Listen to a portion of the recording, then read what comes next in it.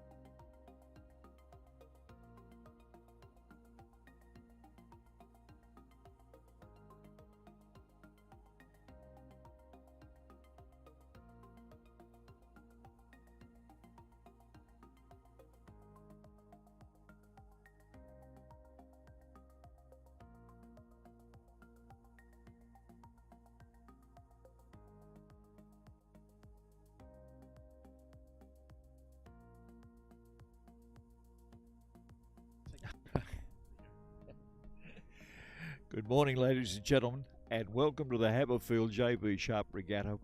And we understand we're on live stream this morning, and it probably is roughly around the same time of the year that the Henley Royal Regatta is on. And of course, the advantage, if you're watching on live stream, is that here they have a multiple number of crews racing, rather than the rather boring one crew versus the other crew.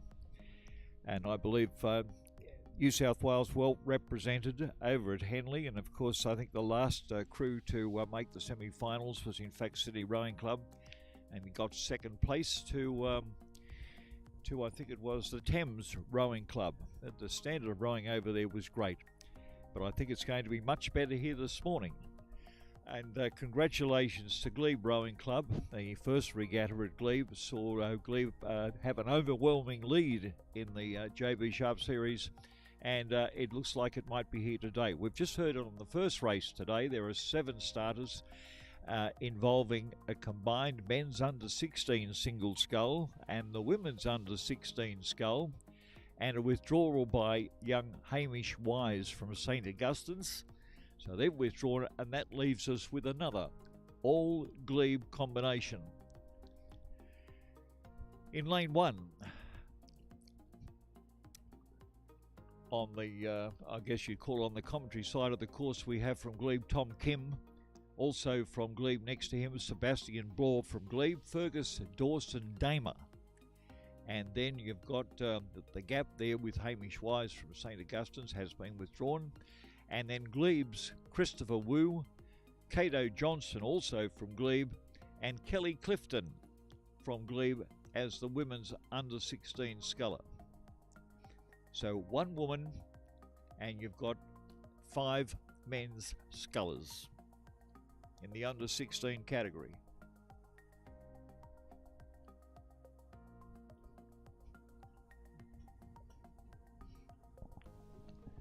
Well, for many years, of course, the JB Sharp Regattas series has been going for many, many years now, and well represented. The first regattas, of course, being very cold in the mornings, but they've always been well attended. So if you're from a club and you're watching this morning, if you're one of the clubs from the JB Sharp series or any of the clubs that wish to compete, you're most welcome to perform here. Big difference is that you have to give an entry because there are certain conditions on the JB Sharp, and that is once you've won a race or won a novice event, then that concludes that, and you have to move up to a higher class. But nevertheless, the water down here is absolutely superb today. A little bit chilly in the mornings, but nevertheless, great weather.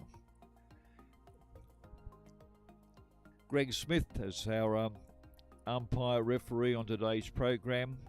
From the Rowing Association, you have Owen Nix, who has done a great job in regattas and in the development of regatta organisation through the New South Wales Rowing Association, now called Rowing New South Wales.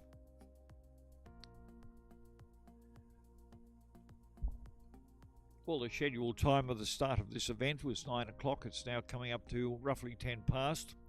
The boat race officials are in place.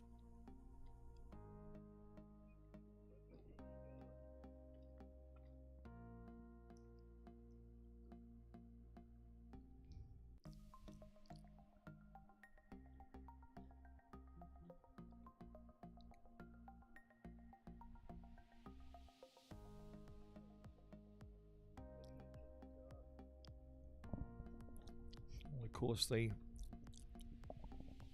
famous Iron Cove. Beautiful water down here. One stage, I think, on the far side, it was Long Cove.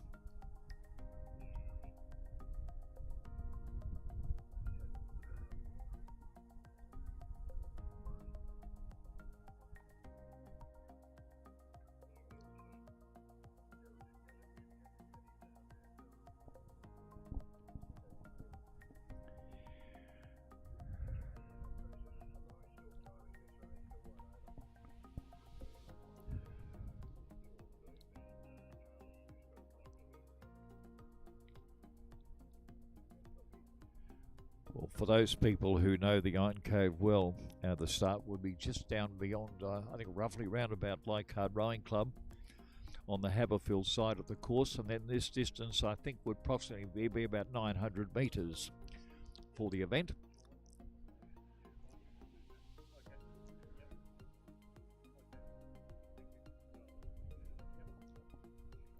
And of course the finishing line was originally well marked, but it's been sorted out now. A lot of growth has taken place on the, you'd say the 5-dock side of the course. A very historic place down there with Rod Island, and of course the finishing line for many of the school regattas being off Rod Point. The remnants of the old fishing fleet that used to be down here at Iron Cove. And going back many years ago, before the establishment of the, I suppose you'd call them the celebration places or houses, on the Leichhardt shore was the location of many boat building places down here with the fishing boats. And of course when the Italian fishing fleet started off, it followed the end of World War II. The military establishment is given away to a government organisation that looks after art and culture, and a lot of changes have taken place on this wonderful passive waterway called Iron Cove.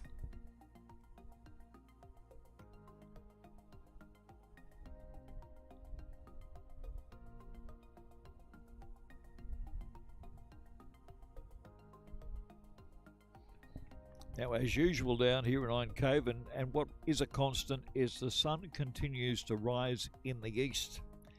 And so we're looking at it now, and there's a lot of glare coming off the water. But because the remaining scullers in this race with the withdrawal of St. Augustine's, the remaining scullers, of course, are all from the Glebe Rowing Club. And congratulations to Glebe, because they have done a great job in the course of the normal rowing season right through, and there's a couple of major contributors to that, and one is Kenny Major, whom we've seen doing a bit of coaching over there along with Kim Macney and others who have done a great job.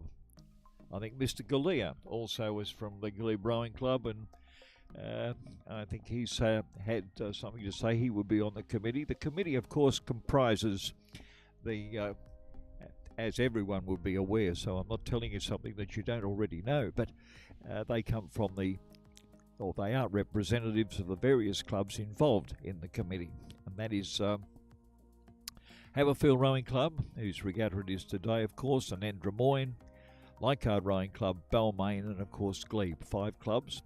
And some years ago, the man who heads it all up, Terry Marr, organised that it was open to all clubs. Going back many, many years ago, it was, I think, Sydney Rowing Club, Mossman, and one others. They had their own separate winter regatta, which used to include even rowing over there in front of the old Mossman Rowing Club, which was located in Mossman Bay. And it was always a problem competing against the ferry washers and things over there, but that club is now gone. And Mossman, of course, located in some major restructuring over there right on the spit. I still don't think we've had a start at this stage, have we, Liam? All right, we've had a start in this.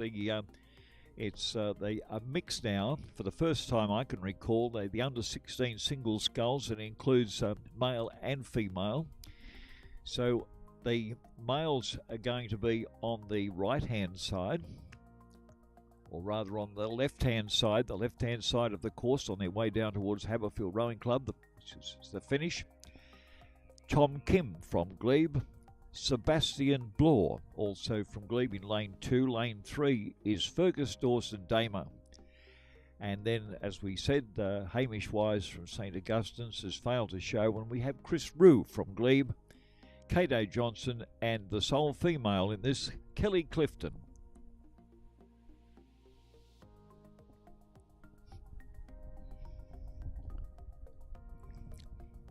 Well, of course, for 900 metres, they've now covered about the first 100 metres, coming up to 150 metres. And fairly even pegging now. Kelly Clifton a little way back, but still in the running to take out the women's single scull for women's under 16 category.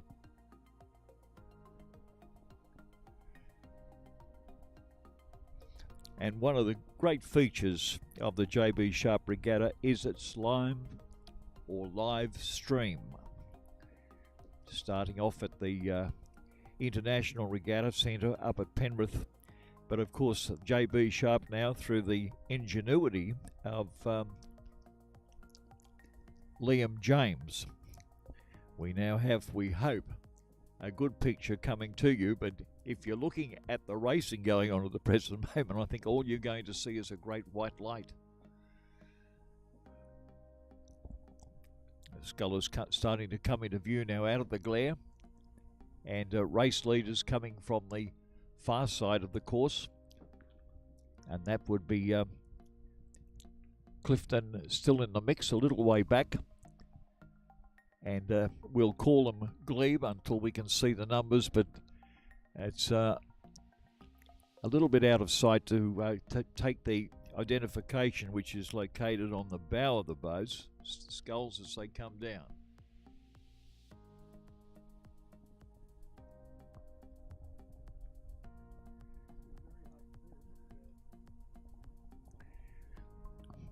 Well, I think Kelly Clifton might be doing quite well over there, but certainly a race leader, I think that could be Cato Johnson out there, but we'll wait and see. But we'll call it as Glebe, and of course you can't make a mistake if you call them 1, 2, 3 coming from the Glebe Rowing Club. Well, it looks like it is Kelly Clifton. Well, she's not just close to the front, I believe she's in the front. Yeah, she's in lane number 7, or in boat number 7, carrying it, and the sole female leading in the under 16 category for both men and women, and Kelly Clifton in first place with about 250 metres to go to the finishing line.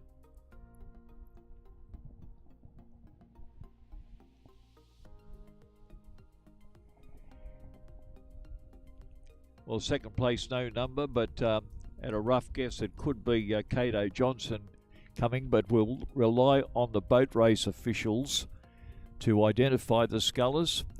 Kelly Clifton, and certainly with the reasonably high rate going through here, she'd be probably about 28 strokes to the minute, goes across the line, and as you can hear, has been judged in first place.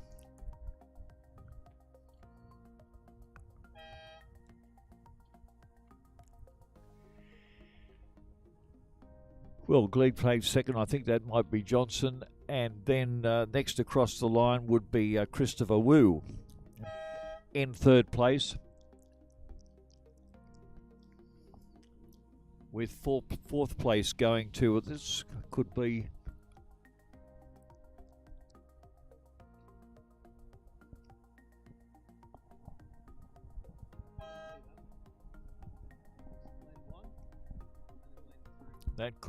Tom Kim from Glebe, and next across the line would be Fergus Dawson Damer.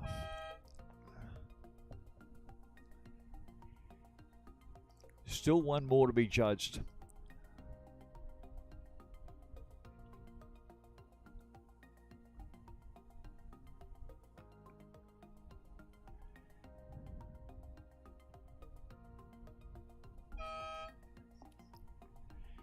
And as you can see, that would be Cato Johnson, which I called as second place, but obviously he's well out. So we'll get official placings in just one moment, but Cato Johnson would take up the sixth place.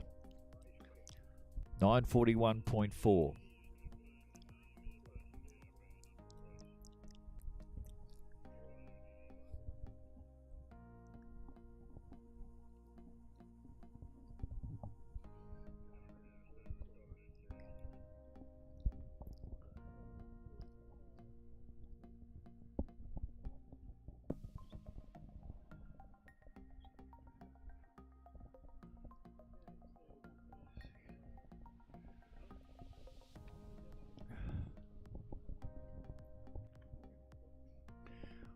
Well, they've already started the men's intermediate coxed 4, the race scheduled for 9:10. Of course, a little bit behind on time, but nevertheless, over the 900 metres now, it's the men's intermediate coxed 4.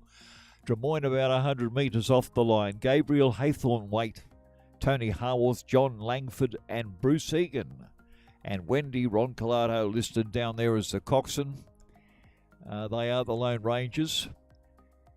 And probably the combination there, about 50% of the crew that you'd see over at Hanley.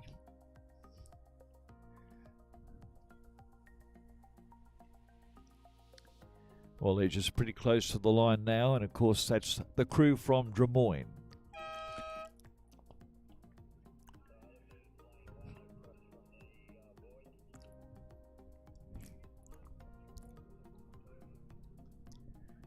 Well, there we are. Drummoyne taking first place then in the men's intermediate coxed 4.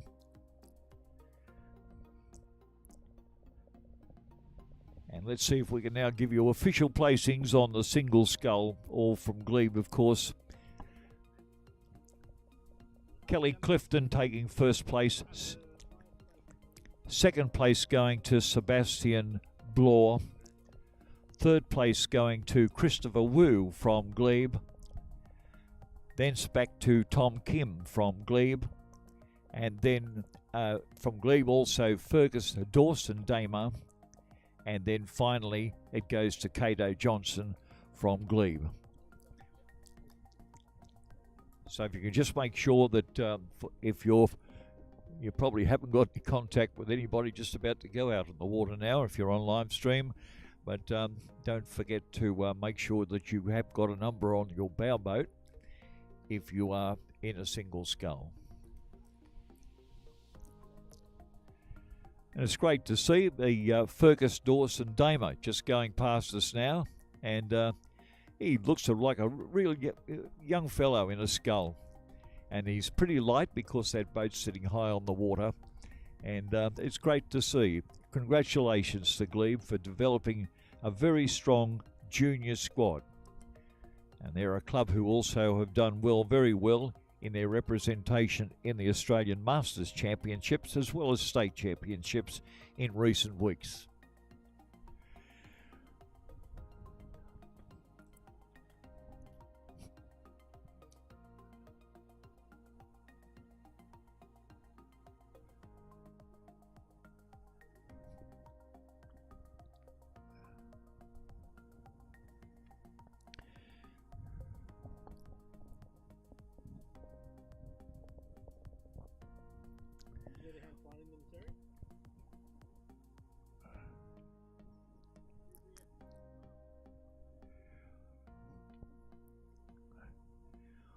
Well, race 3, I think it's underway, and that's the women's intermediate quad scull. And we have a variety of clubs at this stage of the game. We have Leichhardt in lane 1 on this side with Jan McClelland, Marilyn Ramage, Ann Stephenson and Leonie Bryan. In lane 2 from the Abbotsford Club, Catherine Nato, Jens Rowe, Amy Nato and Adriana Guthrie. In lane 3, University of New South Wales, Samantha Backler, Helen Frith, Charlotte Stanwicks and Sunny Park. And then lane 4, Doreen Borg, Helen Dunn, once again from Leichhardt, Leslie Harrison and Karen Lonergan. So we have 2 crews from Leichhardt, 1 from Abbotsford and 1 from the University of New South Wales.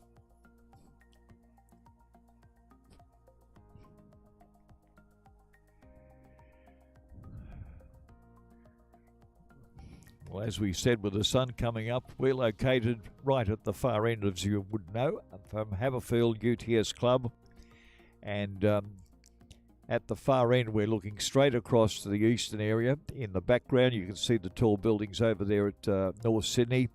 And, of course, that means we are looking directly into the sun and emerging from the glare from the water. Now, we now have the crews. I think we've got the 1, 2, 3, 4 crews. 1, 2, 3, 4, 4 crews coming down in the women's intermediate quad. So all the crews have turned up there.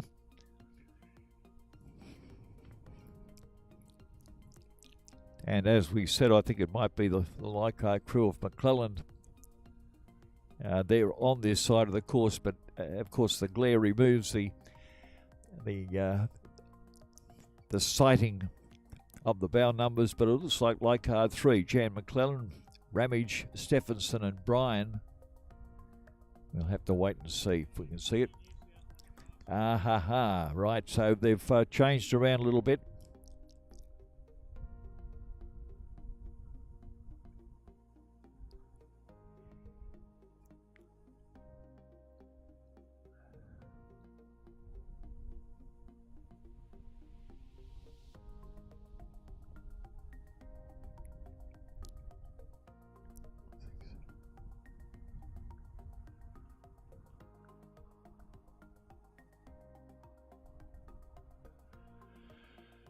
Well, they're about to hit the line now, and it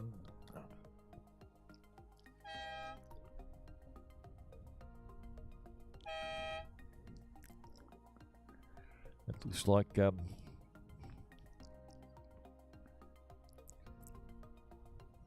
Abbotsford, the University of New South Wales, I think it might have got second place there, and Leichhardt back in third.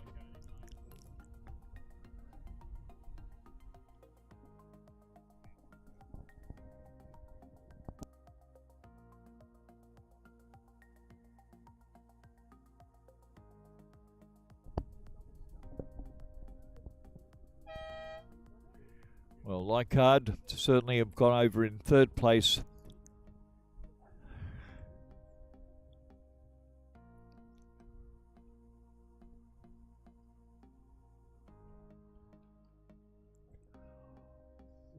One more still to be judged in the women's intermediate quad scull.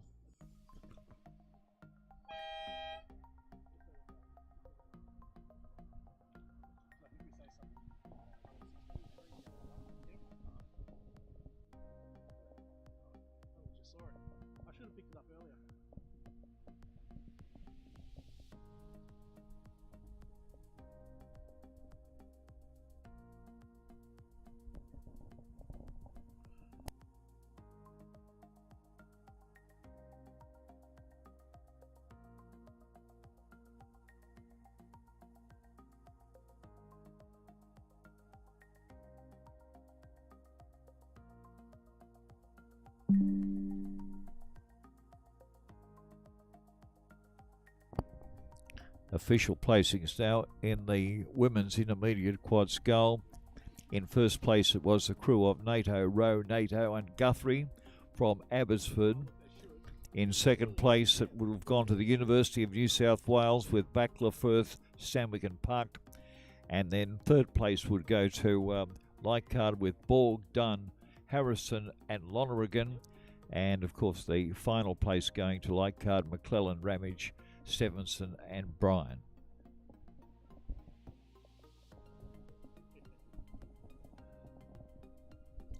Now, as usual, in the points arrangement, of course,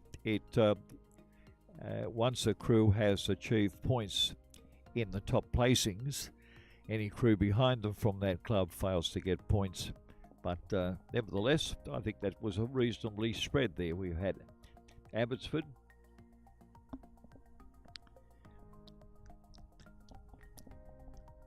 the New South Wales and Leichhardt. So the three leading clubs there would get an arrangement of points.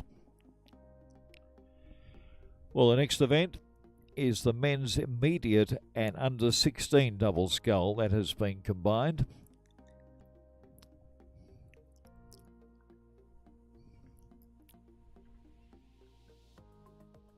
So two awards there, one for the winner of the under 16 category, and that crew is Thomas Kim and Christopher Wu.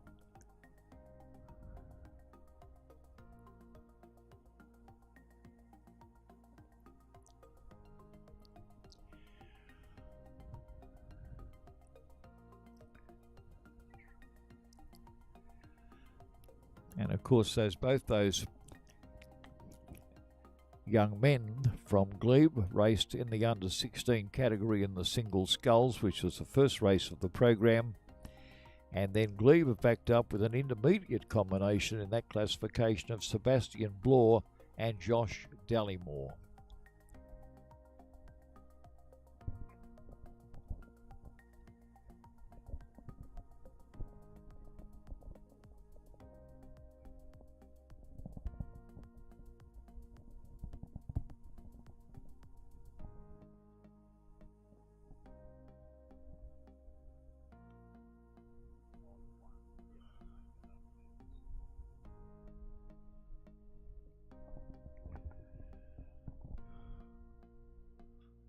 And for those that know the boat race officials well, we've just had we had an arrival today for one of the race umpires out there, Stephen Sherry, whom you know would have been off on holidays after a very intense rowing season, back from holidays in, of all places, Hawaii. So Steve Sherry has had a wonderful time over there and been well looked after by Mrs. Sherry, otherwise known by one of the great masters and nominated as Master of the Year, Daniela Bourget. So between the two of them, a very well-earned break.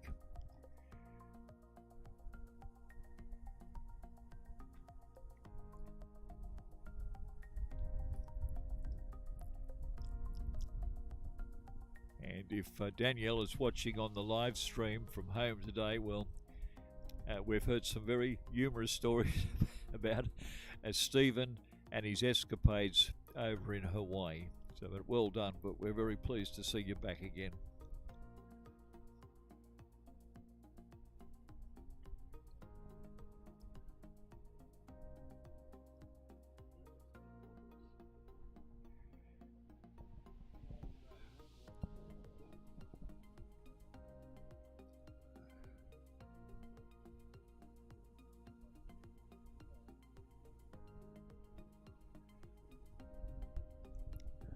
Well, from the old days, going back to the 50s and 60s, and the old places used to enjoy the great views down here at the end of the Iron Cove. Of course, they're now the mansions over there on the Five Dock side of the course.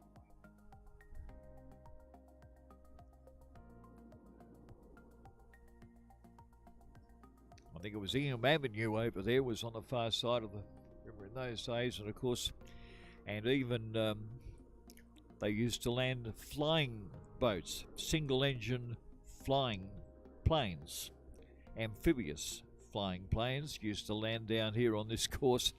Absolutely amazing how things have changed.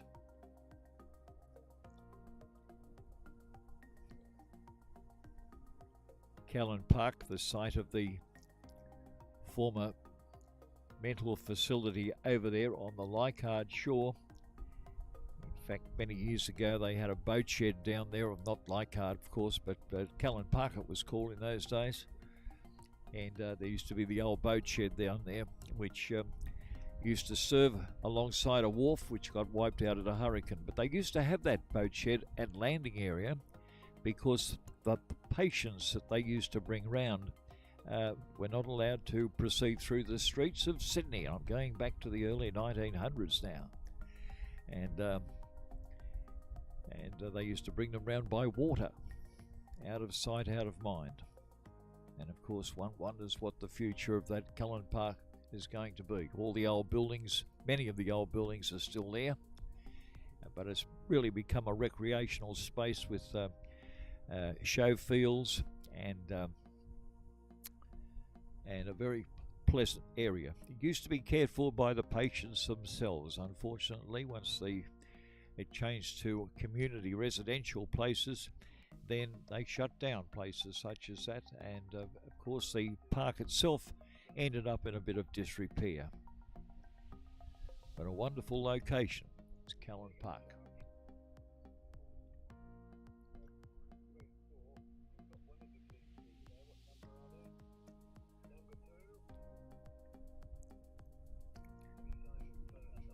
Two swimming pools used to be down here. One was over on the Drummoyne shore, saltwater pools, and one not far from the current Leichhardt Rowing Club course. Two large swimming pools. And of course that's changed now with the development on this side of the course, particularly with the Dawn Fraser Olympic pool on the right next to it. Jason's a Leichhardt oval.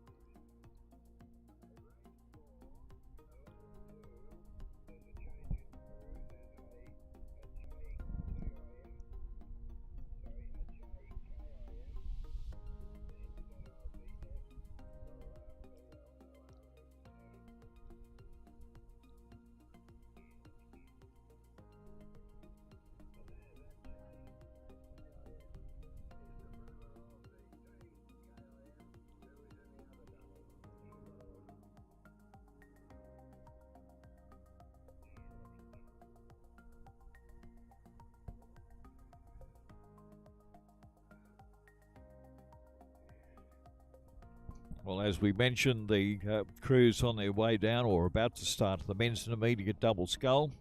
It's the under 16 double scull combined racing. And in lane number 1 on the Haberfield side of the course, the crew in the under 16s is Tom King, teaming up with Christopher Wu.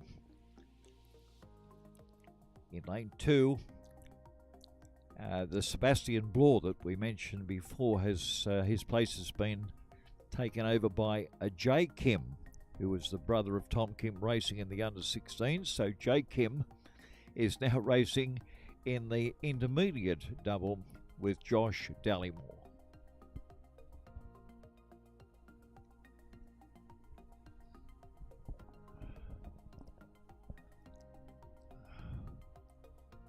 Well, apart from the 50 or so spectators that we have here on the pontoon at Haberfield Rowing Club, or UTS Haberfield Rowing Club, I hope that people over there on live stream can hear us and see us clearly. We're assured by the architect of that, Liam James, that you can.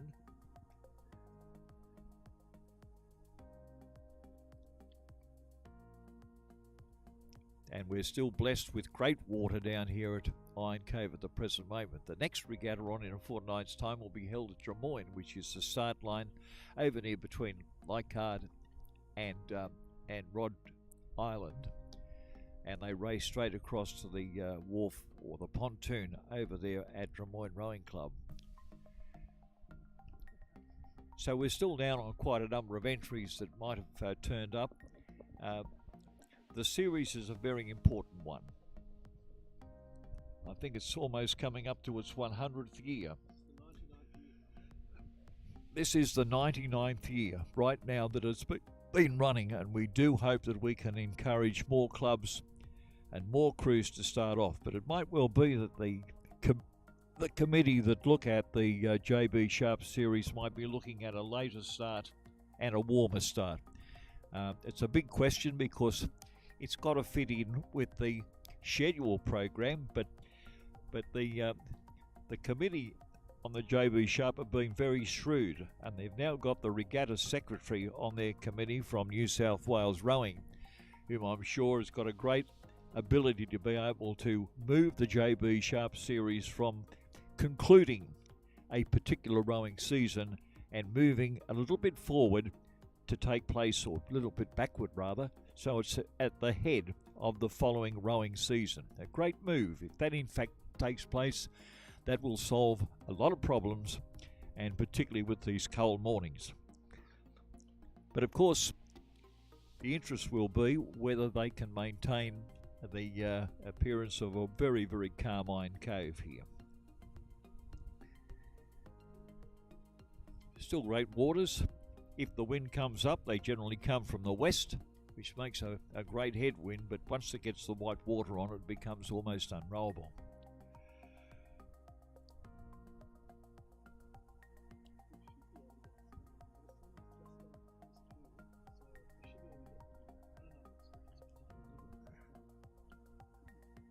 Oh, yeah.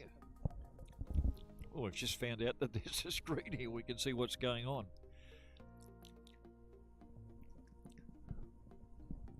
Well, there's no doubt about it. Liam James, who's the convener of the JB Sharp, he doesn't want me to say his name again, but we'll keep saying it because the technology is absolutely amazing, assisted by the technical director, Mr. Coote from New South Wales Rowing. It's incredible that the screen that we're now looking at can show, it shows the start of the event. Racing still expected to go. In fact, I think they have made a start now. We can see the wash coming from the umpire's launch.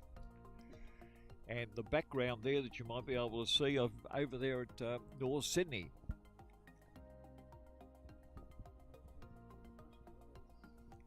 Well, here we come now. Both the crews are now, in fact, we can see it more clearer on the screen that we have here in front of us than we can with still the glare and moving into the glare of the down there just past the sun. In the background, of course, you can see the Iron Cove Bridge in both forms, and great for racing. But as you can see, the water great and calm. Well, it's pretty even. The under 16 double from Glebe, up with the intermediate double also from Glebe, and two brothers racing there. Tom in the under 16, Tom Kim in the under 16 category in the double, racing up against his brother, who is in the bow seat of the intermediate crew, also from Glebe. Well, it does look like the intermediates. You might expect that the intermediates, being a little bit perhaps older in age than the under 16s, have got a slight lead, but it's still very, very close. And it's an interesting course, the Iron Cove course, because crews in this event tend to follow the shore, particularly on the Leichhardt side, and they tend to then wander off and have to adjust the steering. But at this time, the boat race officials have done a great job in keeping crews going straight, and they depart from Rod Island now and would be approaching, if you can visualize this, they're approaching now the end of Rod Point.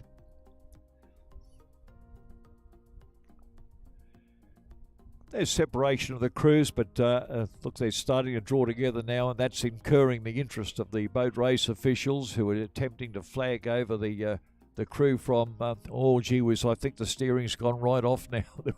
We could have a slight accident here. The crew from the under 16s now starting to move up and moving into the pathway of the other crew. I don't know whether the boat race officials,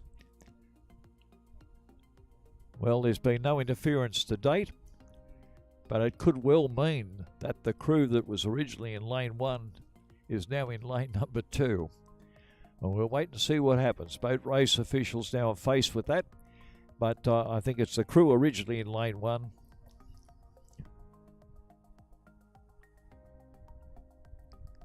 Well, this is going to be a very interesting race. You've got two divisions there, one from the under 16s and one from the intermediates. They have crossed paths safely, in fact, and as you can see on the live stream, a little bit of difference between the two of them.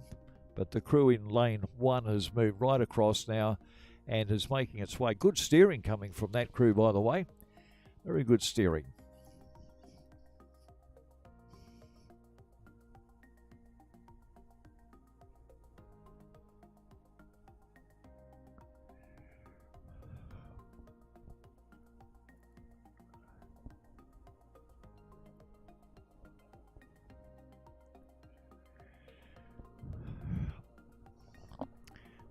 Well, I understand a lot of great things planned for the 100th year of the series. That's a long time for one single race series to keep on going, and congratulations to the JB Sharp Committee. They continue to do a great job in organising the regatta. As I said, they might reschedule a little bit later and right in front of the coming rowing season, but the judge moves into place on the stand, and we're about to see the crews go across the line.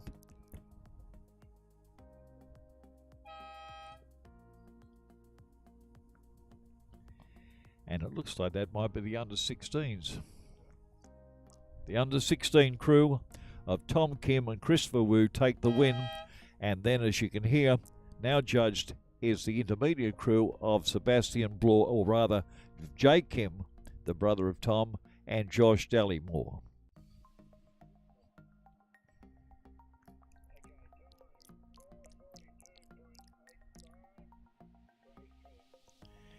Well, the time for that event was a 4:42.85.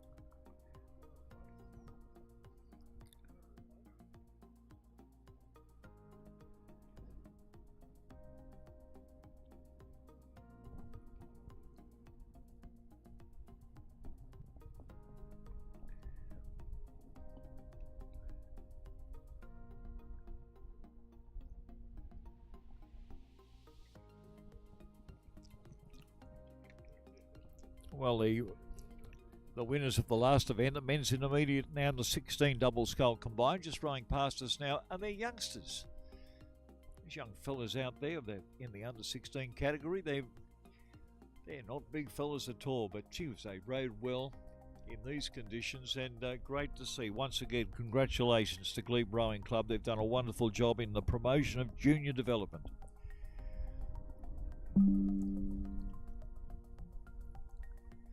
Not a political announcement, but how rowing has changed in over many years, particularly in the last 15 to 20 years.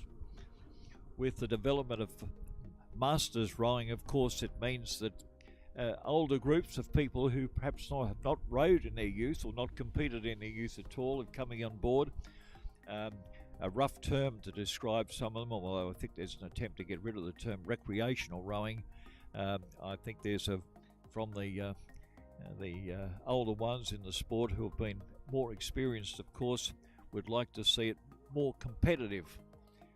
So if you're looking on live stream now, just bear in mind that in another 2 weeks we have the regatta over at Drummoyne, and so if you are rowing for a club, get down to that club, encourage them to come round and have a good shot at it.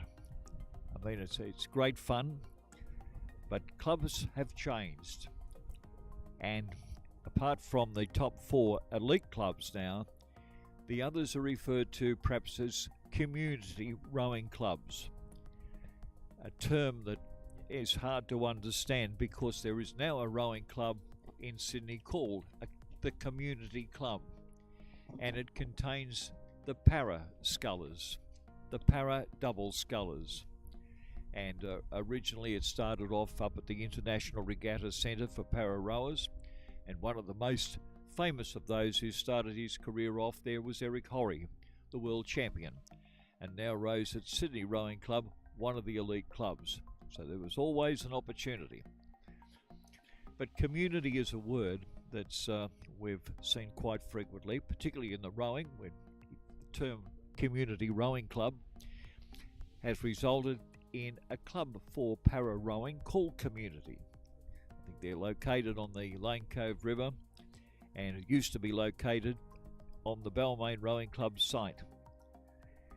But 2 crews competing here today, and one will be handicapped. In Lane 1, the Community represented by Eleanor Taylor and Lauren Webber, names well known in the para rowing field.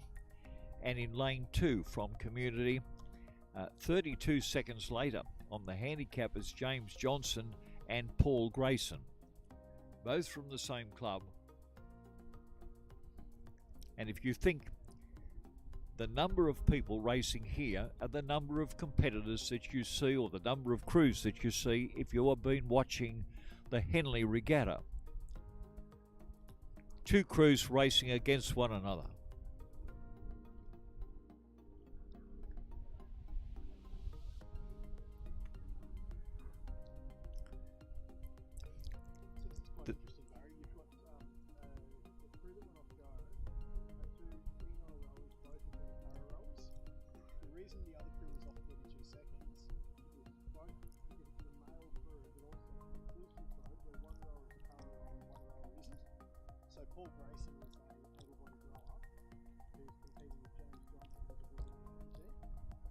So the handicaps that they've been given have reflected that one is para crew and one kind of a 50-50 exclusive crew. Well, Liam James, who is looking after the live stream today, also has been a great coach, initially at Balmain, now over at Community looking after para rowing. And he informs me that the crew in lane 1, and that's the crew leading at the present moment, and maybe on your screen, Eleanor Taylor and Lauren Webber are both categorised as para rowers.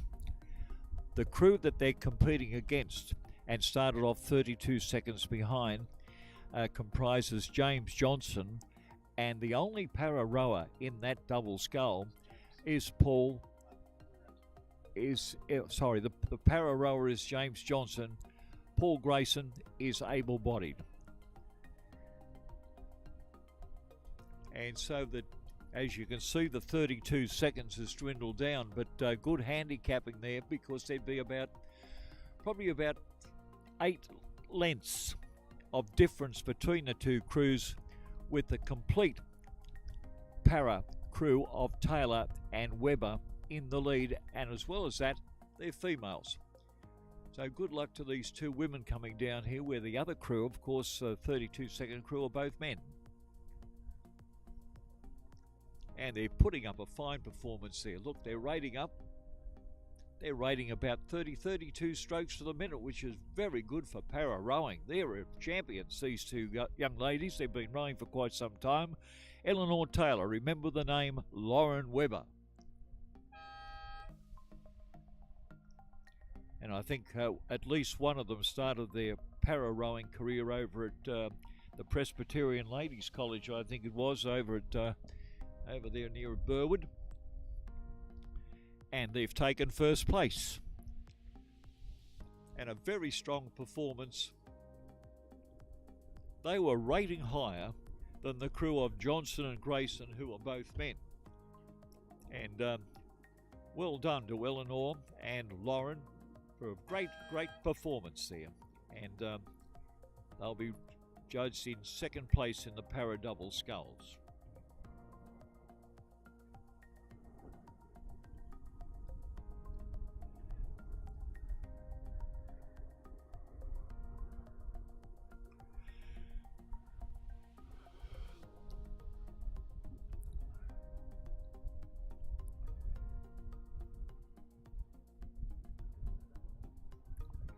Well, we mentioned the JB Sharp series has been going for 99 years, and of course I think most of you would have heard and know of the beginning start of the Sharp family.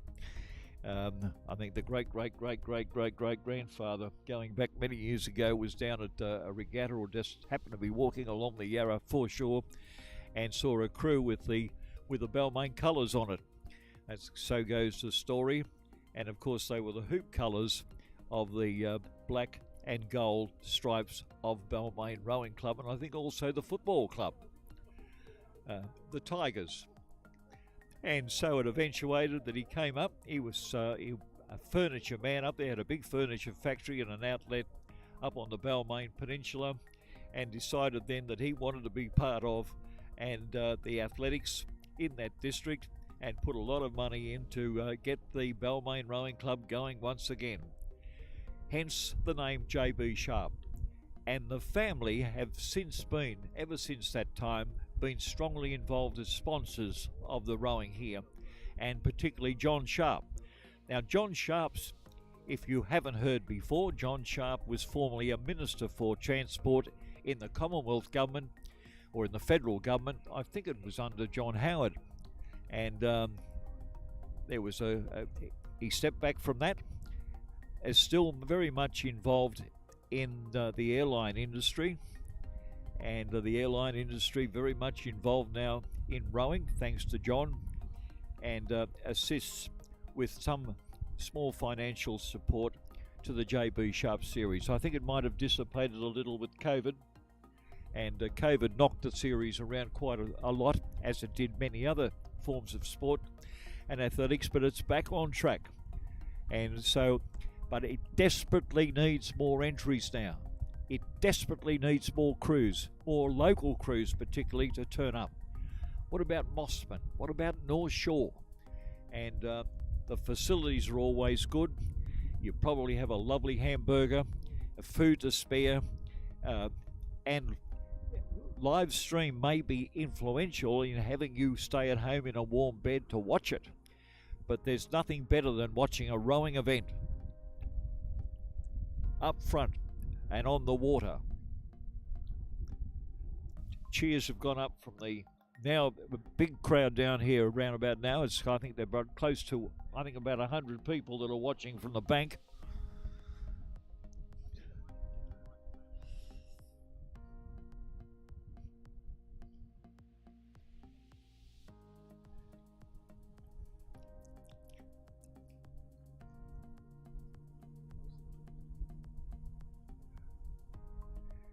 And the old Haberfield Club, of course, it used to be, in the old days, the access from Leichhardt over to Haberfield, I think it was done by, there may have been a footbridge there. Just trying to go back. There might have even been some sort of bridge that took you across, but it wasn't a very good bridge. But the realignment of Augusta Street, now called Lilyfield Road, as I recall, resulted in removing the aquatic club, Dobroyd Aquatic Club it was called, from the Haberfield shore across to Rod Point. And it was around about that time that the bridge, I think it had a name of the Webb Bridge, I think initially, from local boost, because of Kevin Webb, who was very much involved at that stage with Haberfield Rowing Club. Other names that are associated with it was the Piano Man, and oh dear, I digress. I've got to have a watch myself just going off at a tangent, thinking about all those wonderful days going back to the 1950s and 1960s. And but it was a beautiful place, and it still is.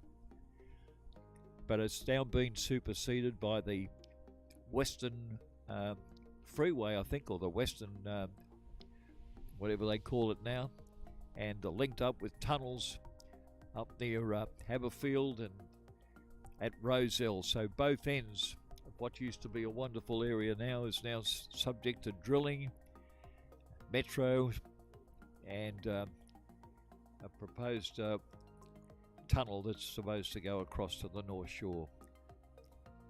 But one thing still remains: the wonderful waters of Iron Cove.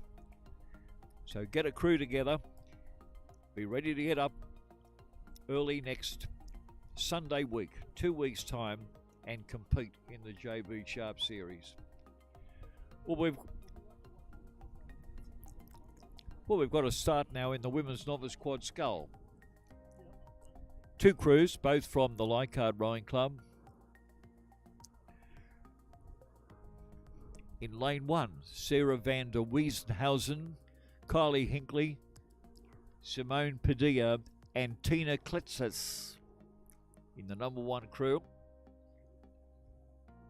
or in lane number 1. So we've got this is rather confusing now, because the Leichhardt number 2 crew is in lane number 1, and Leichhardt number 1 crew is in lane number 2.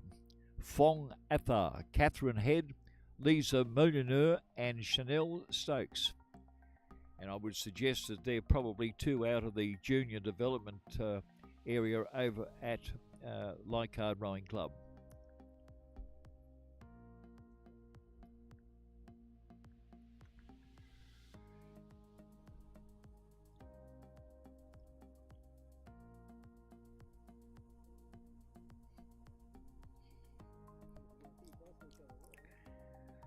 Well, as you can see, the crew from Leichhardt 1, for the crew from lane number 1, which is the Leichhardt number 2 crew, we want to confuse you. Sarah van der Wiesenhoven, Hinckley, Parkley and Tina Klatzes appear to be in the lead.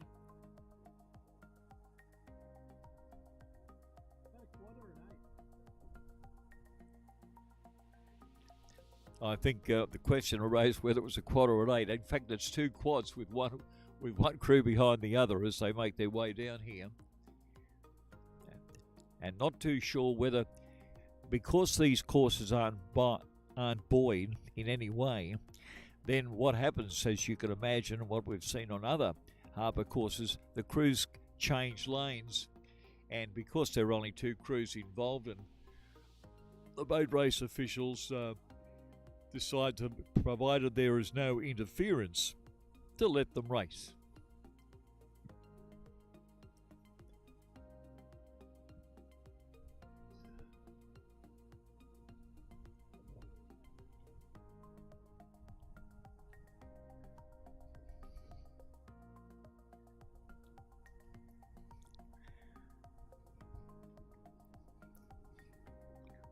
And it'd be a good thing to mention that from the Leichhardt, as they went past the Leichhardt Club, you could hear the roars and supporters from the balcony over there at Leichhardt cheering on the 2 crews who happen to be both from Leichhardt there.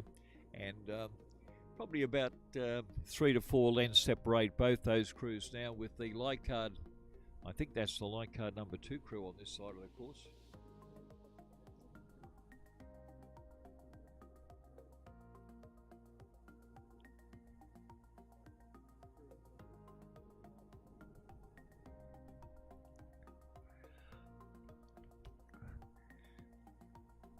Now, of course, the confusion can arise here because, purely as a side comment, the crew's racing down here now, it could be the number 2 crew or has the number 2 on its bow.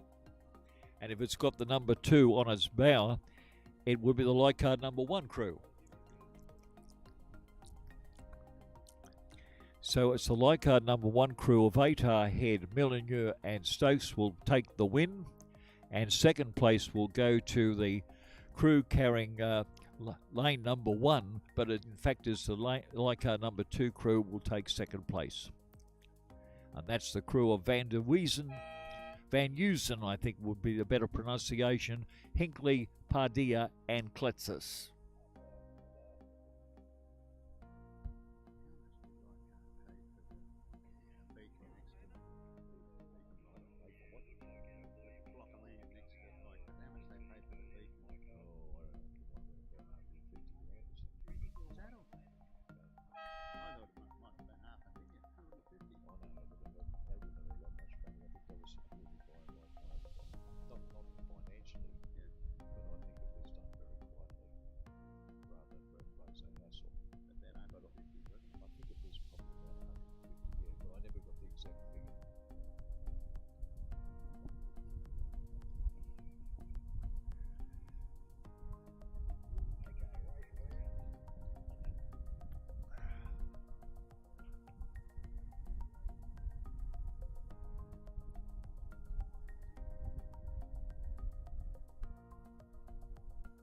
Terry, is Terry there?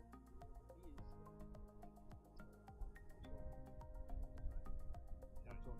There's Michael Craig. Yeah, Michael Craig.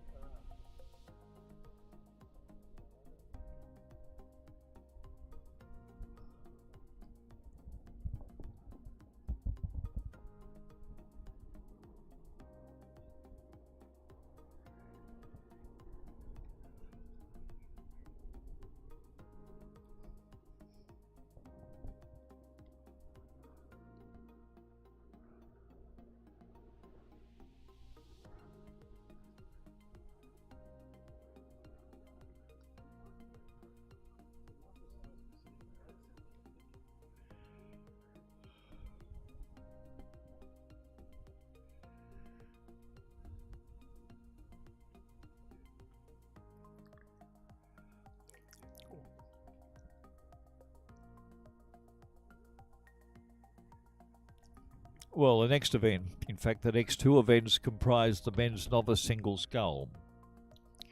Been divided up into two divisions. Division 1 has 4 starters and Division 2 has 3 starters. Division 1, and interestingly enough, the regatta has been brought back right on time. It was scheduled to be raced at 10:10, and that Division 1 with the men's novice single scull had Thomas Markel from Glebe, Marcus Black from the University of New South Wales, Lane 2. Lane 3 is Bryn Potter from Sydney Grammar. And from the University of New South Wales, Robbie Island, coached by Chris Burns. They're the 4 in the men's novice single scull. Now, one of the conditions of the men's novice single scull is that you have never faced a starter before. And for that reason, of course, the JB Sharp Committee purchased a safety boat specifically to look after people who might have a bit of an issue in the waters that became rough. And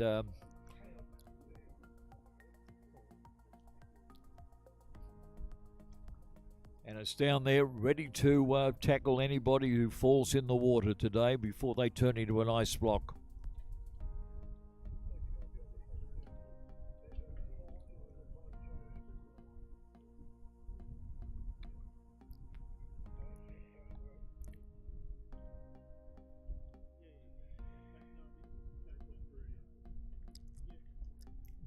Well as running a regatta, there's also presentations being given, and I noticed that the crew carrying lane number 1, which is the this is going to be interesting, because the crew carrying lane number 1 in fact is waiting for presentation at the present moment.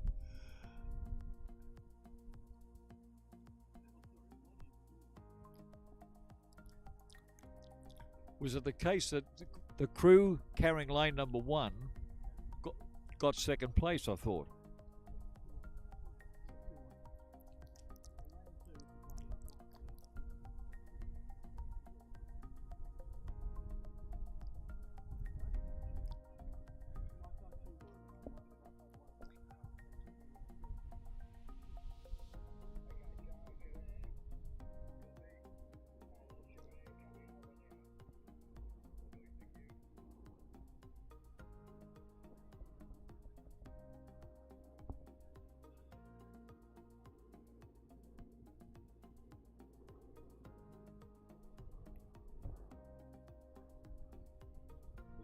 Confusion there, because that's got a number 1. That's right. That should be 2. That should be 2. Yeah. Yes.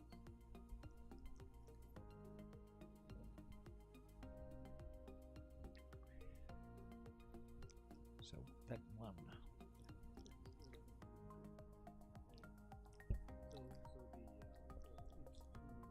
Yeah. Well, just a correction on those women's novice quad scull. Obviously, Leichhardt have placed the different numbers, and it was the Leichhardt number. It was the Leichhardt number carrying 2 on its bow, wasn't it? Is that the case? Carrying 1 On one on its bow, so they changed it round. So Leichhardt carrying 1 on its bow, in fact, 1.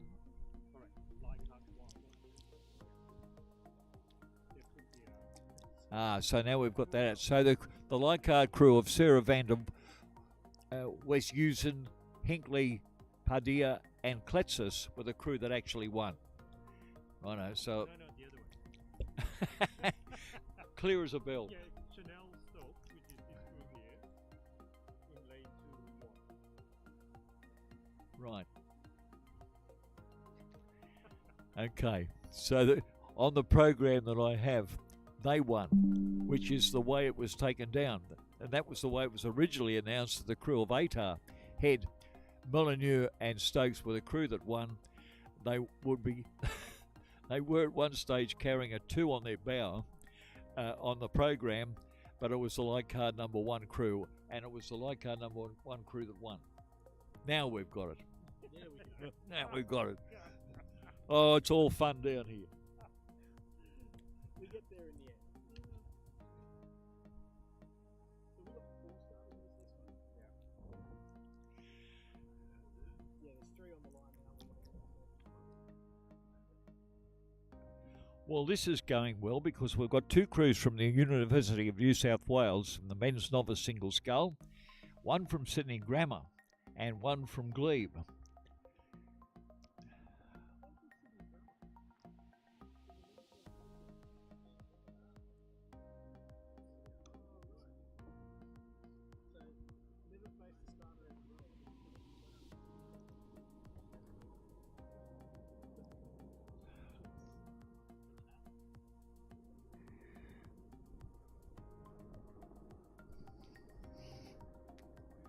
Well, once again, the novice single scull has been broken up into 2 divisions.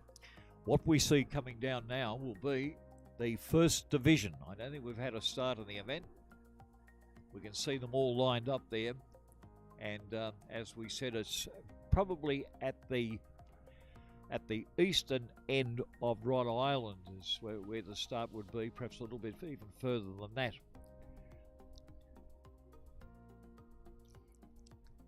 And in this event, Glebe represented by Thomas Markell, University of New South Wales by Marcus Black, Sydney Grammar by Bryn Potter, and the University of New South Wales on the far side with Robbie Ireland, coached by Chris Burns.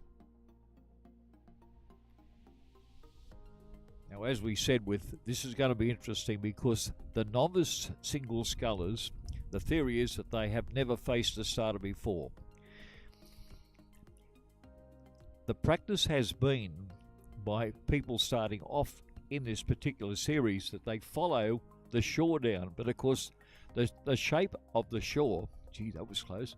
The shape of the shore changes halfway through the race as it swings round towards the old Apia Club and up towards the Leichhardt Town Hall, if I can describe it that way.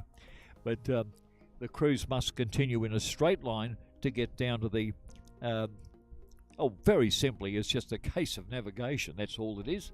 And those that follow the bank, if they do so, will end up rowing up Norton Street, Leichhardt, which is one of the main streets there. And the other crews, of course, the eventual winners will have achieved that by going straight down towards the western end of the Iron Cove.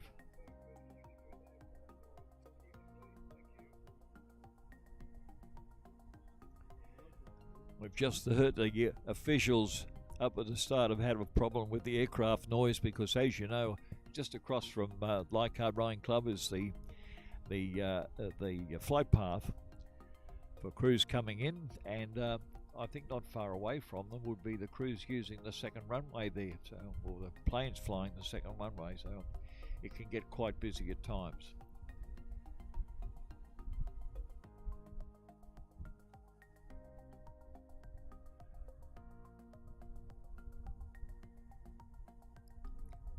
Well, good steering coming on down here from these novice single scullers, Markell, Black, Potter and Burns. And it means that we do have the starter from Sydney Grammar there, Bryn Potter. And Bryn would be the third sculler out from the shore. Looking down the course on your live stream, he would be on the third across, and I think probably on the right hand side of the umpire launch, if you can see it. In the meantime, a good run coming from the University of New South Wales. I think that's Robbie Ireland, coached by Chris Burns, doing quite well out there. And it looks like the competition at this stage between Markell and Glebe. Well done to Robbie Ireland, who's kept a straight course coming past the end of Leichhardt Park.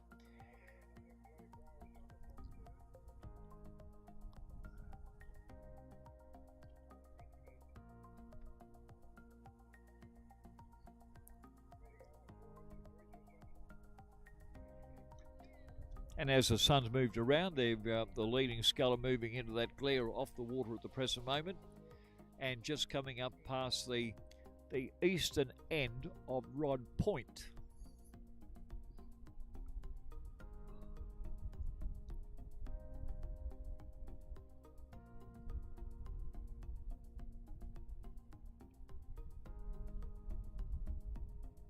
Why, geez, he's, for a novice single sculler who's never faced a starter before,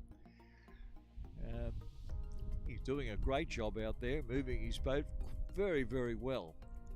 And of course, people just starting off, they do prefer to have head conditions, and that's exactly what we've got, a slight head breeze, of course, and that tends to hold the boat up level, particularly for novice scullers.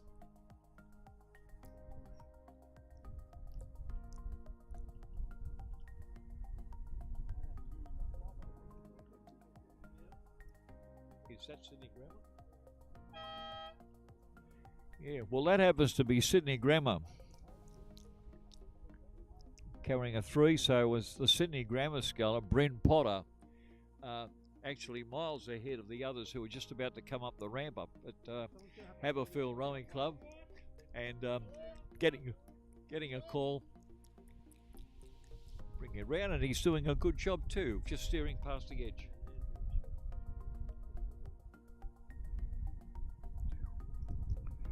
Well, this is Marcus Black from the University of New South Wales taking second place.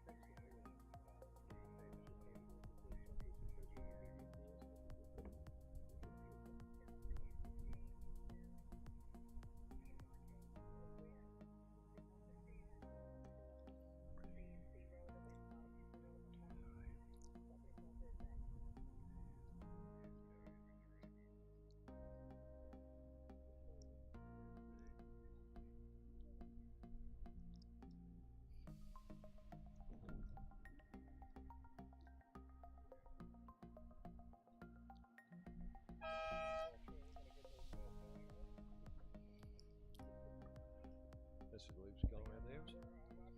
Mark Kell.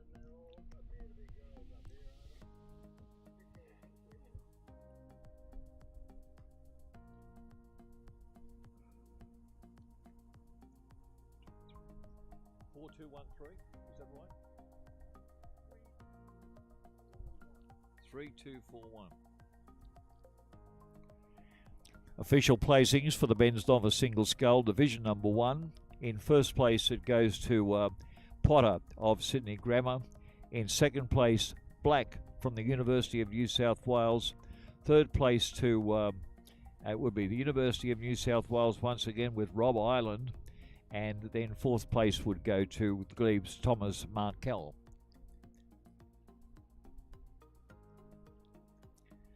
Second division lining up now in the men's novice single scull over 900 metres, and 3 starters there.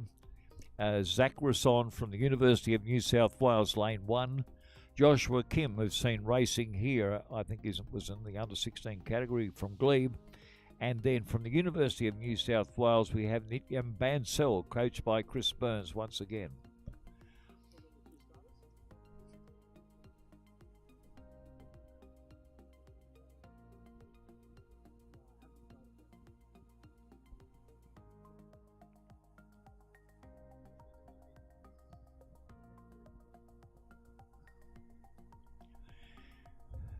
Well, after the second division of the men's novice single scull, we have a great race coming up. It's called the Men's Open Coxed 4.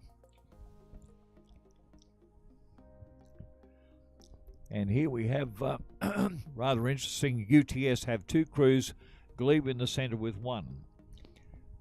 And we mentioned the name Kenny Major before, and Nick Galea, both those racing in the Glebe in the centre. It's like a sandwich coming down here with UTS, state representatives, and Australian champions. That's what we'll put them down there. It doesn't matter whether they're state or national, but James Scott Brown, Peter Waldersee, Michael McRae, and Luca Roncolato. And in the coxswain seat is Julia Ungmark, is the coxswain for UTS. Glebe then with Strothers, Galea, Clifton, and Kenny Major, the evergreen sculler rower from Glebe Rowing Club in lane 2, and on the far side another UTS combination of Pat Burke, Harry Birchmore, Henry Blackwell, Marcus Delamata. Sarah Barici is the coxswain of the UTS crew in lane number 3.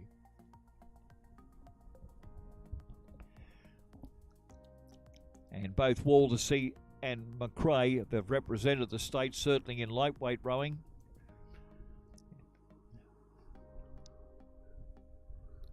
And Julia Ungmark, of course, part of the famous Ungmark family, formerly from the Mossman Club, and now has transferred across, along with many of the family and their underlings, across to the UTS Haberfield Rowing Club. What a good move that has been.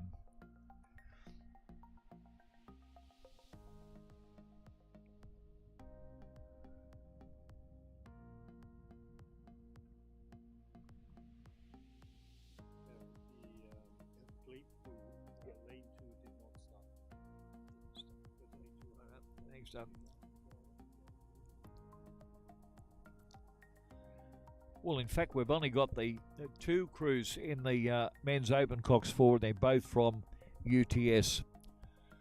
And of course, UTS very familiar with this course, and some great rowers down there. I would think that from lane 1 on this side of the course, I would have thought they might have been a little bit further in the lead, but as you can see, Sarah Victory, the coxswain, has managed to steer a great course coming down here, and from lane 3 over on the Rod Island side of the course has got that crew in the lead.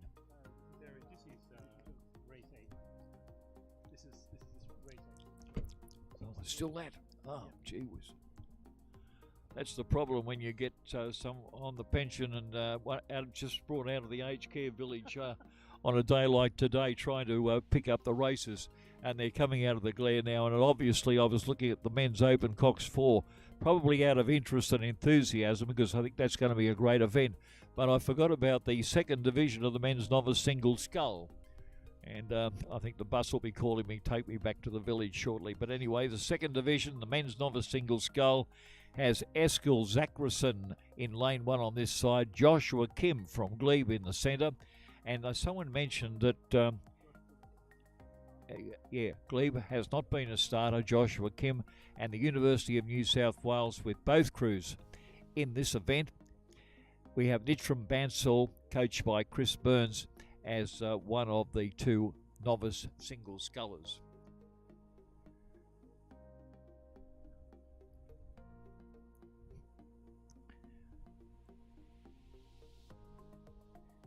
Well, we can't see past, at least I can't see past the pontoon here because I haven't got my glasses on, but Nitram Bansal, I think, on the far side would be the race leader. That would be Nitram Bansal, I think, might take this out. But it's so close. It's so close. It probably is so close that it's almost only about a canvas difference between the 2 of them. And here comes the young fellow. On this side of the course, that would be Eskil Zachrison. This is going to be very, very close. This is the first close race we've had today, and it could be Zachrison from the University of New South Wales. A lower rate, and he's gone away. He's about a length in front at the present moment, 2 lengths in front, and it won't be long before he nicks into the telephone box and changes into the Cape Crusader. He's done it again. Eskil Zachrison takes out the men's novice single scull in the 2nd division, and 2nd place goes to Nitram Bansal, who's yet to get across the line. Well, what a change of pace in the final stages.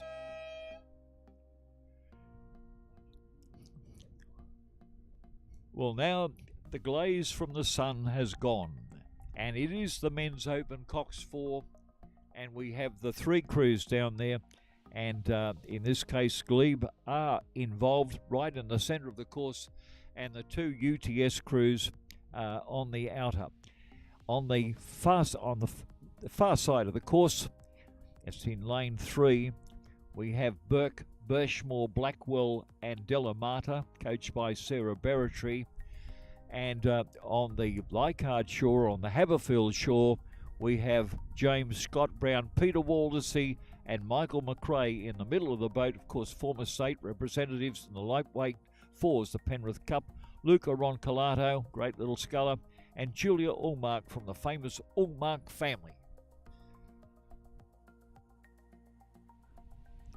Well, I'm absolutely amazed because the boat race officials have kept them in their lanes, but I think it could be the Glebe crew with Strothers, Galea, Clifton and Kenny Major.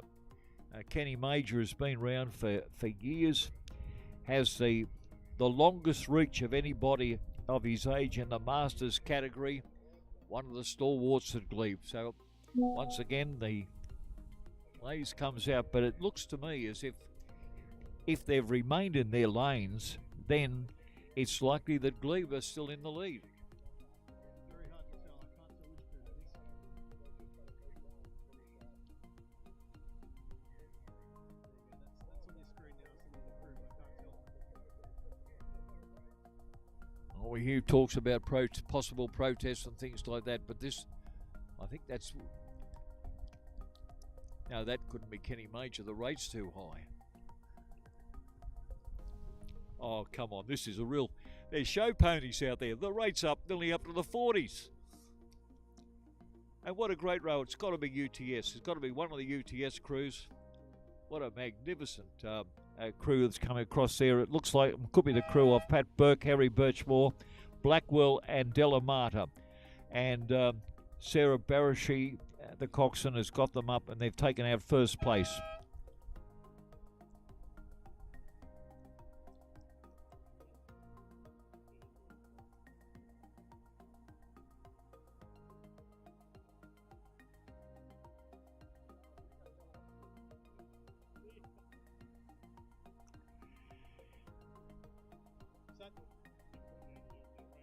Is that UTS with the rigger off?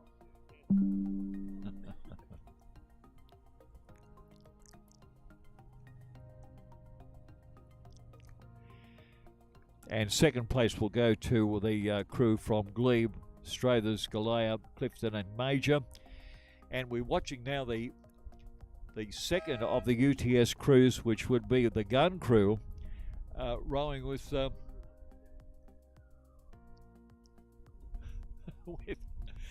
don't look all that happy, but I suppose if you've lost a rigger off your boat, well then you wouldn't be happy. But UTS will take out third place, but they've had obviously a breakdown in the boat,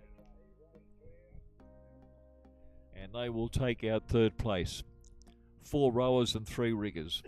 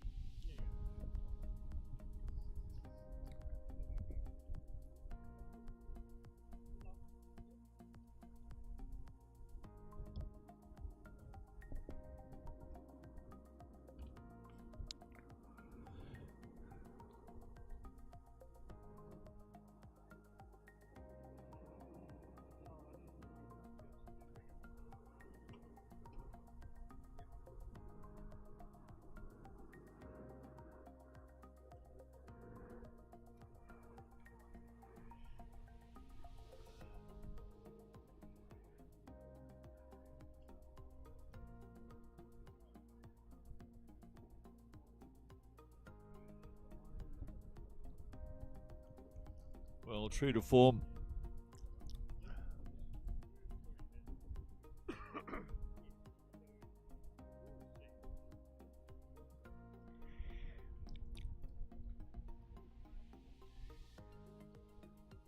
Well, they're going from UTS. Fortunately, they've managed to retrieve the rigger. And, it's lying in the stroke seat of the boat.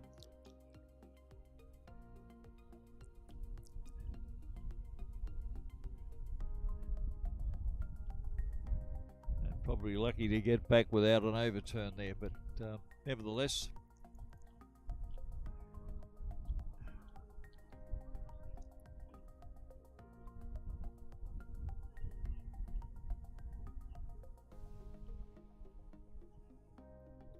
Well, you don't see that very often.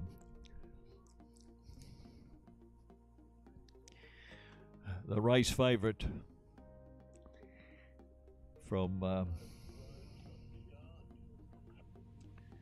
UTS, back in third place, and of course with the state representatives Waldersey and Michael McRae in the stroke seat.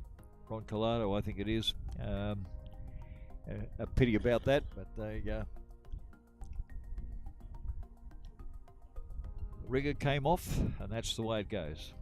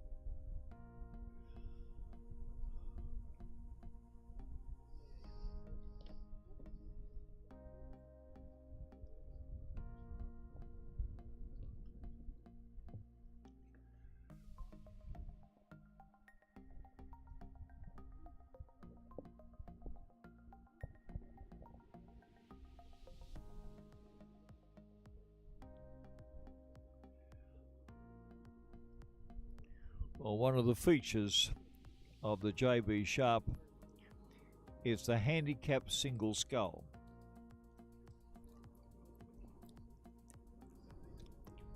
And raced as a single race between men and women. Originally they got up to, I think it was over probably 30, 32, 33 scullers on the course at the one time, each competing against the other in a handicap system, generally from go for the early starters and those ranked as I suppose more tending towards the novice area, from go up to probably 30, even 40 seconds on some courses. This time we've got, I think, about 10 scullers. 10 scullers in the women's handicap single scull from across the rowing spectrum, and they'll be starting to get onto the line now. Adriana Guthrie is on go. 3 scullers on Glebe from Abbotsford. Their number 2 sculler would be Adriana Guthrie. Next to her would be Glebe's Catherine Maxwell, and then third one out would be the Abbotsford's Catherine Nato, also on go. There's a batch or 2 scullers starting off from 5-second mark, and that would be Glebe's Kate Warham and Yvonne Konchek from Abbotsford. And then one at 10 seconds, the light card sculler. Oh, well, I thought she used to row for Mossman. Obviously moved from Mossman across the light card is M. Barak, who's always attended these in a rowing career. She's a master rower, a very enthusiastic one. She'll start off at the 10-second mark. At 15 seconds, Samantha Backler. And then Glebe, 3 scullers there starting off at the 20-second mark. Pop Hartley, the 30-second mark. Kelly Clifton, we've seen racing here today. She took out the under-16s. And 35-second would be Lucy Yabsley.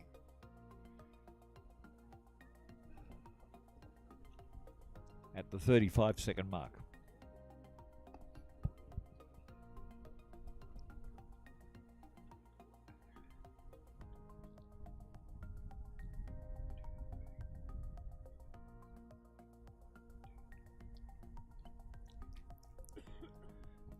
So this season we have a total of 23 scullers, men and women, racing. In the women's category there are 13 scullers in the men's category from once again right across Sydney.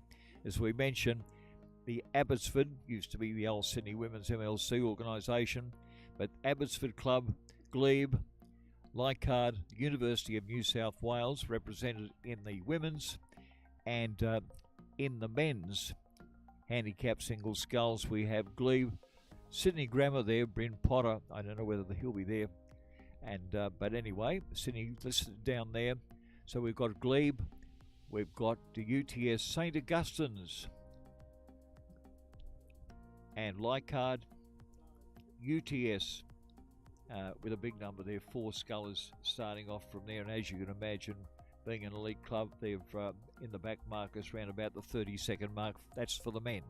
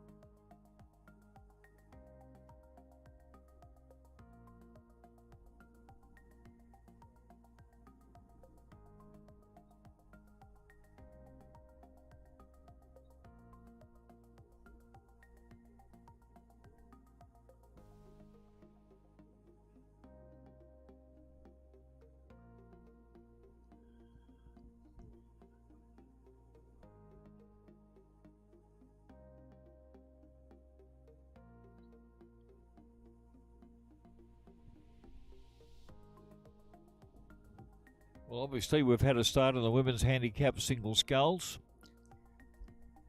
And just looking to see, I think the back markers, which were on 35 seconds, just waiting to see whether she's gone. Yes, she's gone.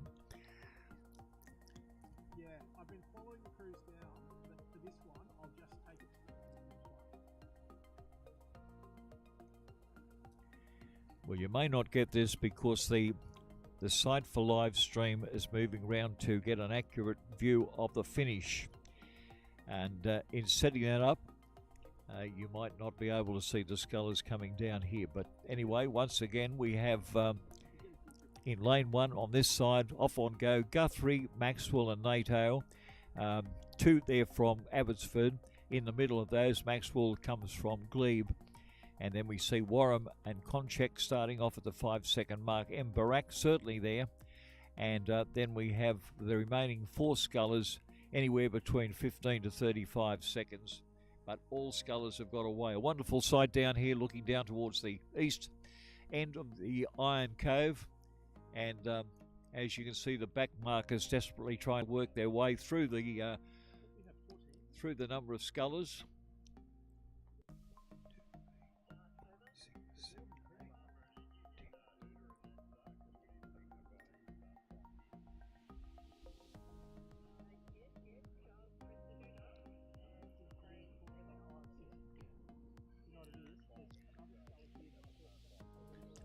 Well, the boat race officials keeping a close eye on the concluding 350 metres, which they yet to go through.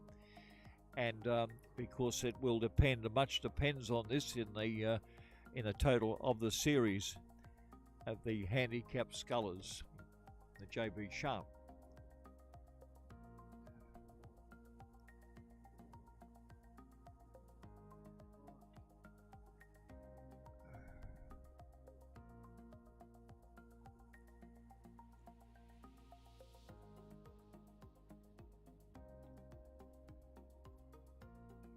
We're about 100 metres off the finish at this stage.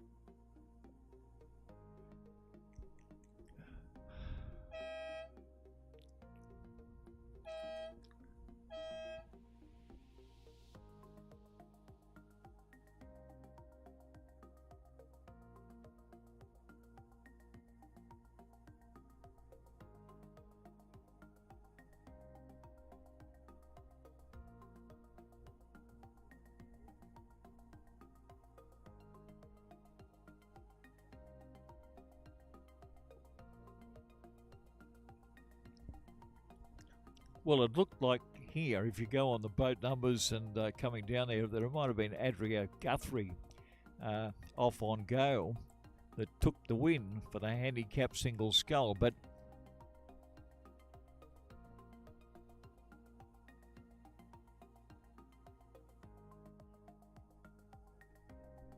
representing Abbotsford, but I don't know whether they're Abbotsford colours or not.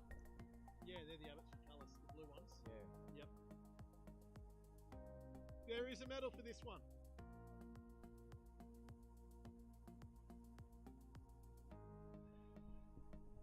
Yeah, it looks like Guthrie from Abbotsford taking the win in the women's handicap single sculls, and of course we leave it up to the boat race official to determine they're following at least the 8 scullers.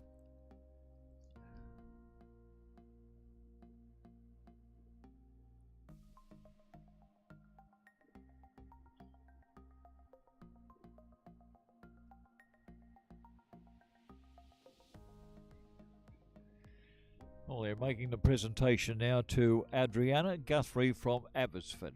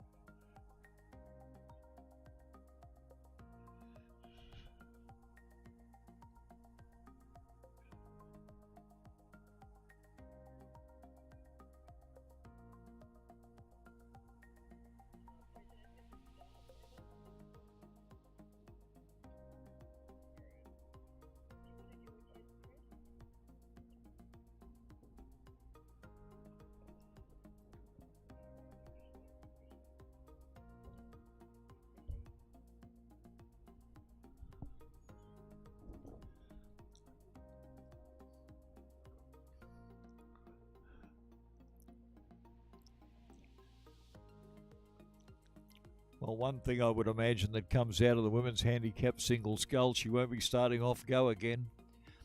She looked a tremendous performance coming from young Adriana from Abbotsford, and taking out the women's handicap single scull. Starting off on go, of course, it's a great start, but showed a lot of class in the right throughout the 900 metre course.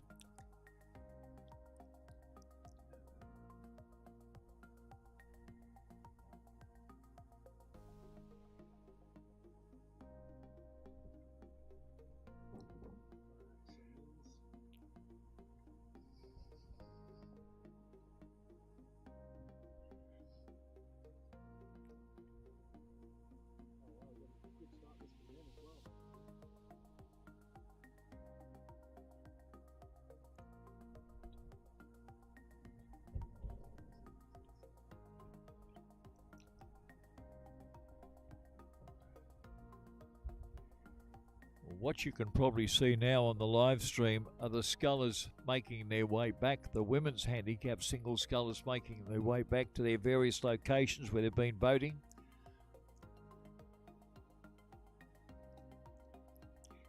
And the next event will be the men's handicap single scull division over the 900 metres.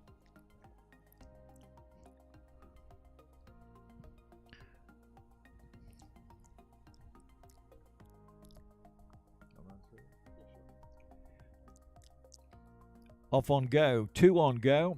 Josh Dallymore and Bryn Potter racing over the 900 metres. Dallymore comes from Glebe and Potter comes from Grammar. At the 5-second mark, Richard Rebellion from Glebe. And then at the 10-second mark, we have Matt Robinson from UTS Haberfield, Max Tankred from St Augustine's, and Lachlan Strother from Glebe, and also Jay Taylor from St Augustine's. So there's Andrew McKenzie from Leichhardt, all at the 10-second mark. Then we've got from UTS at the 20-second mark, Harry Birchmore. At 30 seconds, Carter Clifton from Glebe, Pat Burke, 30 seconds from UTS, likewise with Black Wolf and Marcus Delamata, both on 30-second mark.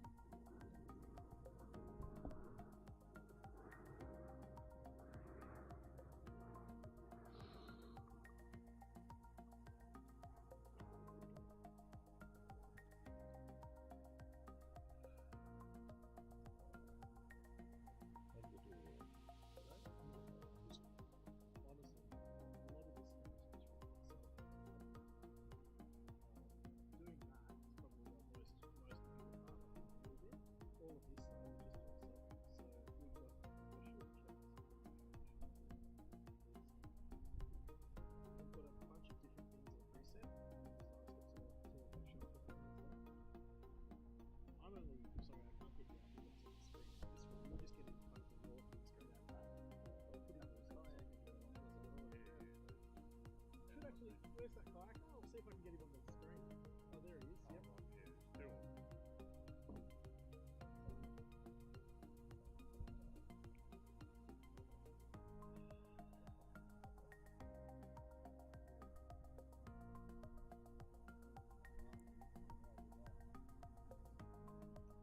I reckon we can take him.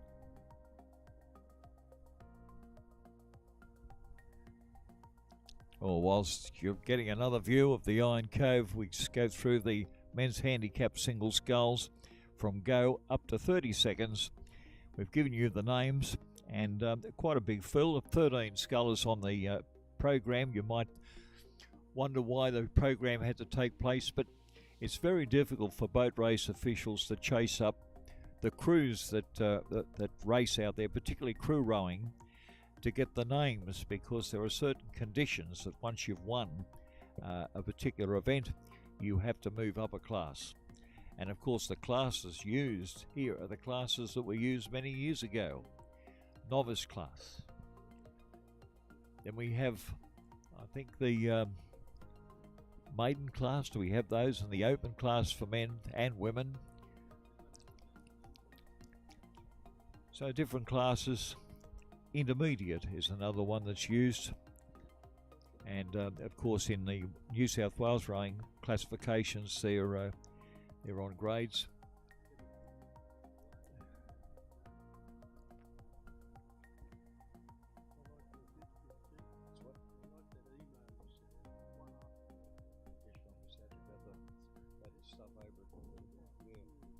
Yeah, we went round while I was looking for the Leichhardt stuff. I didn't realise that Dick were dealing with it. Yeah, no, nor did I. It's his sister. Nor did I, yeah. I don't know whether it's his sister or his aunt or what it is, but yeah. Oh, well.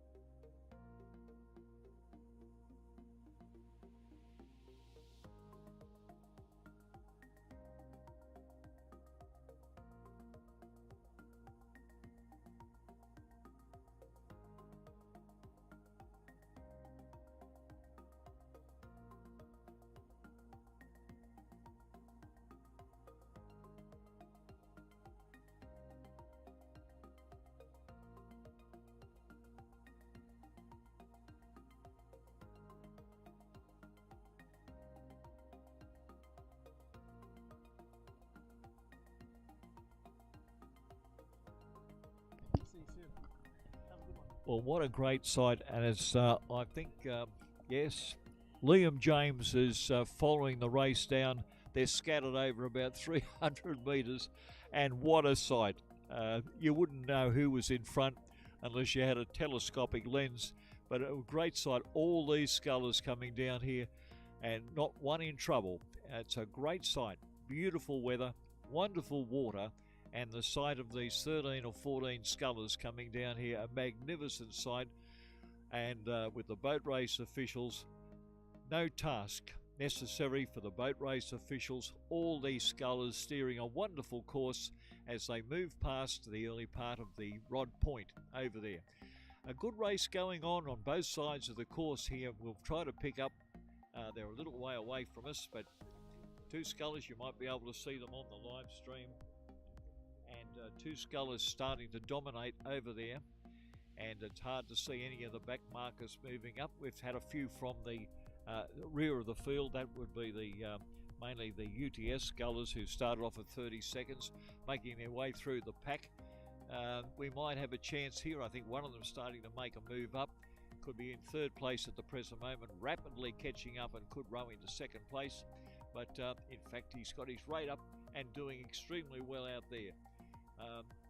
And that's, of course, race leaders. Yes, he's moved up now into second place. And as this UTS colours, can't quite see the number.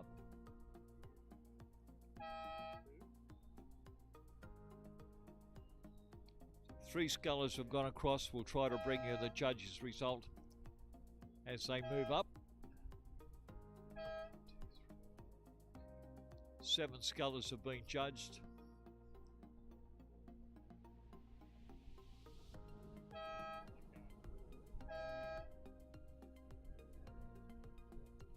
Now 9.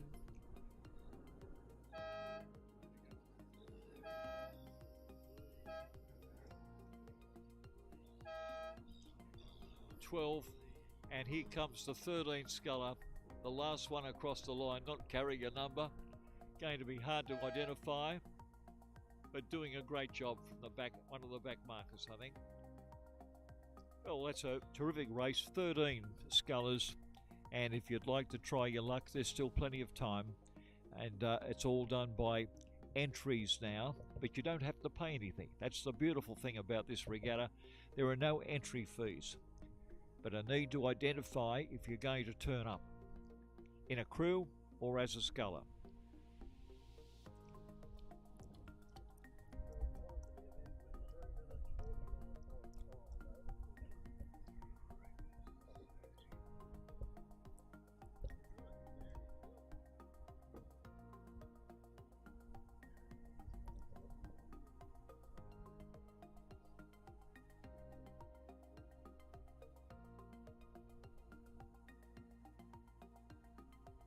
Glebe 1.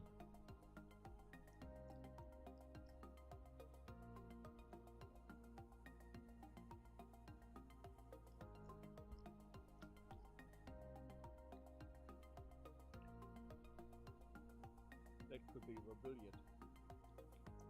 Look, the message might get around. It could be the winner of the men's handicap single sculls. Would be the Glebe number 1, carrying Glebe number 1. He started off at the 5-second mark, and it looks like Richard Rebillard might have taken out the handicap sculls, but it needs to be examined on the cameras that they have here, and the result will be accurate, and it should be available on the New South Wales website, I'd say, by this afternoon.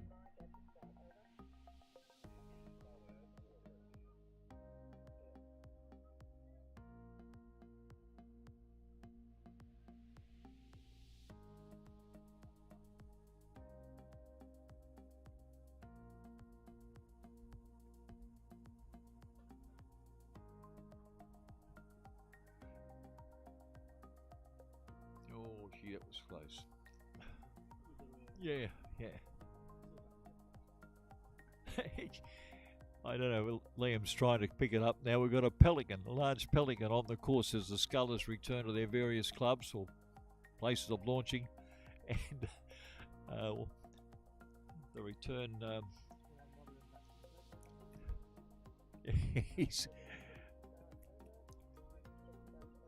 oh, he hit it.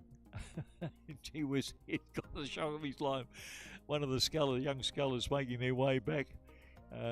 He didn't see the pelican, and the pelican didn't see him. There's certainly movement at the station.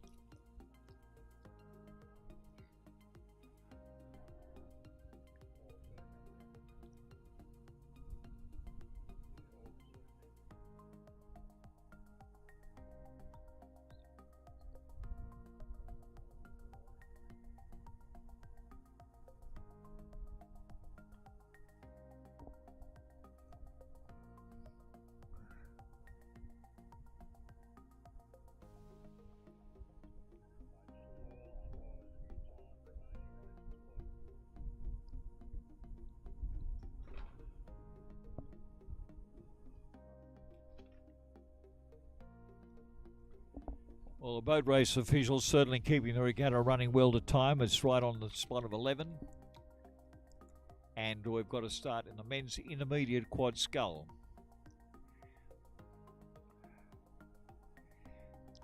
I think you've got the young guns there from UTS on the Haberfield side of the course with James Scott Brown, Michael McRae, Luke Roncolato and Peter Waldersee. And then on the far side, you've got the Drummoyne represented by Gabe Haythornthwaite, Tony Horwath, Gary Foster and Charles Hamilton. Now, I recall that they would be a Masters crew and probably, how shall we say, a little bit outclassed by the UTS combination, but they're putting up a fine performance, but I think you'll find that UTS will be the favourites for this one, almost like Think About It. If you watch the horses, Think About It as a horse that's won 8 starts from 9 wins. It's in a block in the Everest. 4-year-old gelding. Keep an eye on it.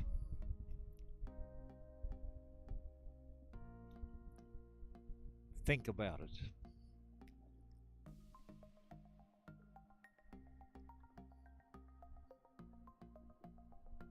Well, there's no way that Drummoyne crew is going to have a hope in Hades of trying to catch the UTS combination.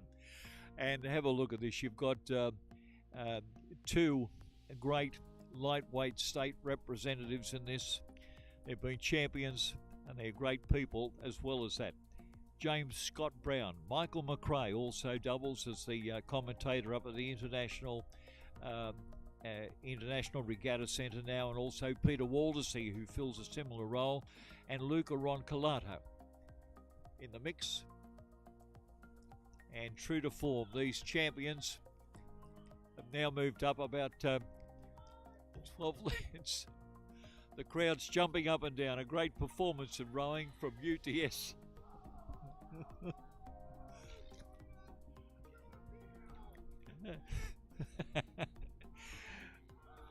It's the voice of about, now that crowd that was looking on from the gallery is now almost up to 200 people cheering on the winning crew, and it goes to UTS, James Scott Brown, Michael McRae, Luca Roncolato and Peter Waldersee taking out the win. A tremendous win in the men's intermediate quad scull.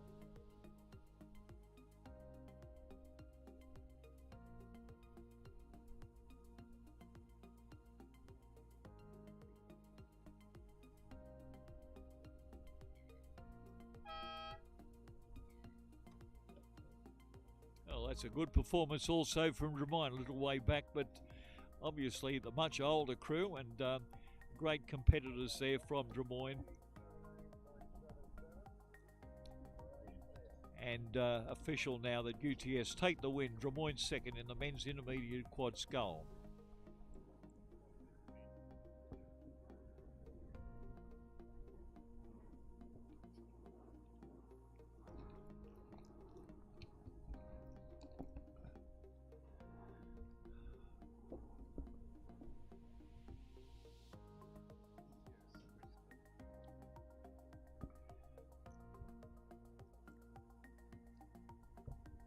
Well, word gets around the remaining regattas in this particular season, remaining regattas to have a Drummoyne, there's Balmain, and then the final one at Leichhardt. Now that Shedwooding could change, but look, it's been cold in the mornings, but down here right now the weather is absolutely fantastic.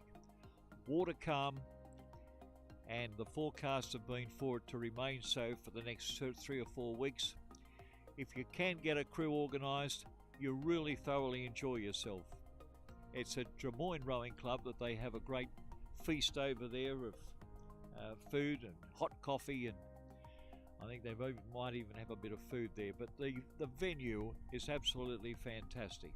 The old Iron Cove looking at its best today, the weather reasonably warm, and all the scullers and rowers out there today not wearing jumpers or overcoats, they're dressed in their normal gear, and I'd say the temperatures now is a beautiful 19 or 20 degrees. I think Liam's just had taken the temperature, and it is 20 degrees centigrade and a magnificent morning here on the Iron Cove.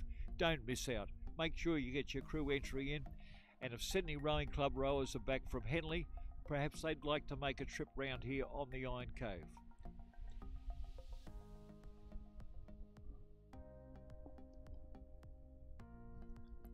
"99 years it's been going for, and big celebrations will be on next year. The winning club, the whole club might even get a transport through John Sharp, and what's the name of the airlines he has over there? What is it? Rex Airlines are promising that you can get a free trip to Europe for whatever championships are going on there if you win the JB Sharp Series. Absolutely fantastic. And the tourists over in Europe will be led by Liam James. Leading tour guide here from, what's the name of the company?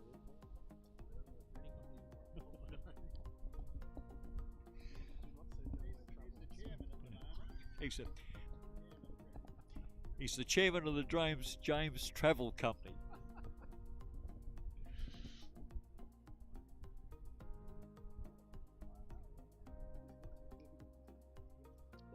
See that? That's not Michael McRae there. No, who's that? A young man coming up here, he's singling it down. Look, they'll get a shot of him, and you can have a look at this. There's a man carrying a boat up, not wearing any top gear. He's topless. And absolutely, the weather is absolutely great down here as we see the winning UTS combination off the water now. And, they've been great hosts. They've loaned all their coaching launches are out there as support vessels today, including the old safety boats even out there on the water. And can we get a shot of the safety boat? No, we can't, can we?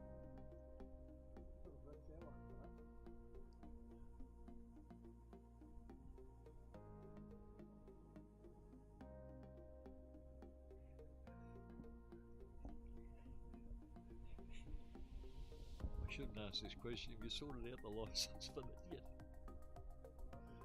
For the safety boat? Oh yeah, no. Yeah. Oh, that's good. All sorted out? All sorted out. Yep. It's in my handicap. Oh, you do. No, you do a great job, Lee. Took over 5 years.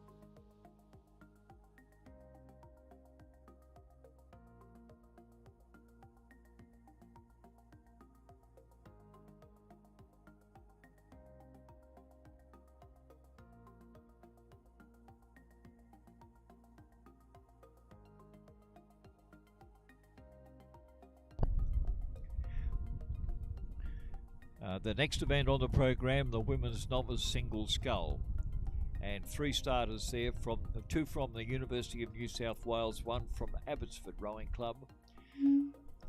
In from lane 1 on the Haberfield shore, it's Sunny Park from the University of New South Wales, right in the centre, representing Abbotsford, Inez Rowe, and from the University of New South Wales, far side, it's Helen Frith. And to all those looking on live stream, it's a fantastic thing, introduced by Liam James. Of course, he doesn't like me mentioning his name, but it's amazing. It's brought all this modern technology on site, and if you can hear us clearly, well, that'll be, if you're not hearing us clearly, it'll be my fault, but I understand that the pictures that you'd be getting would be, I'd say, world class, and we hope. But about 70 people looking on, or have been looking on, over the last hour or so, and if you have just joined those viewing the regatta, welcome, most welcome. So the first of the novice single scullers will be the women's novice single scull, will be followed then by the men's novice quad scull. 3 starters, as we said before: Sunny Park from the University of New South Wales, Rowe from Abbotsford, and Frith from the University of New South Wales once again. University of New South Wales, a bit like Glebe, have done extremely well on the water. I think they were well up in the Premiership, New South Wales Premiership, and that was won by UTS Haberfield, of course. They did a magnificent job in catering for both ends of the rowing spectrum, particularly with their performances. They recently inherited a large squad of young rowers, of course, from Mossman, and very comfortable over here, no doubt, with good water, easy baking, and the great coaches that they have over here at UTS Haberfield.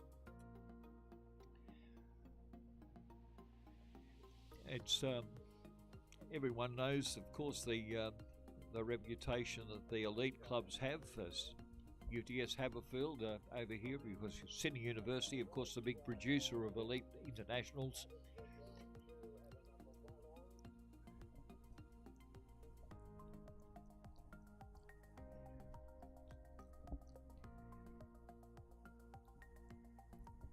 And we can just overhear some of the boat race officials' discussion on the two-way as which crews are carrying the numbers. Of course, there's been a little bit of confusion, and it may well be that the memory's not so good, but it's important that the crew can be identified from the colours of the uniform, so that you should be wearing the colours, club colours, and your uniform, and the number on the bow indicates the number of that as the lane number. So you could be the number 1 crew from a club, but you would be carrying a lane number, not a crew number.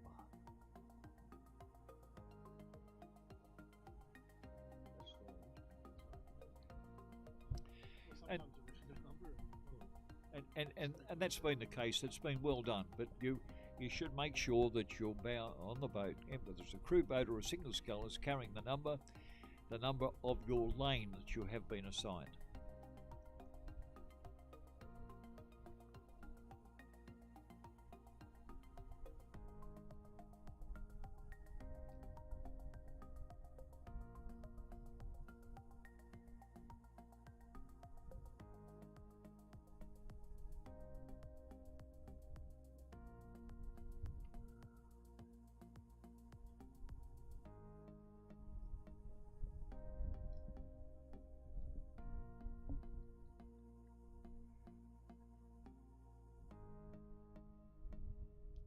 Well, if you get a chance, also talking about live stream, if you get a chance to, I think the best idea is to go to the Rowing New South Wales website, onto their news bulletin, and you'll see a link there that takes you across to Henley.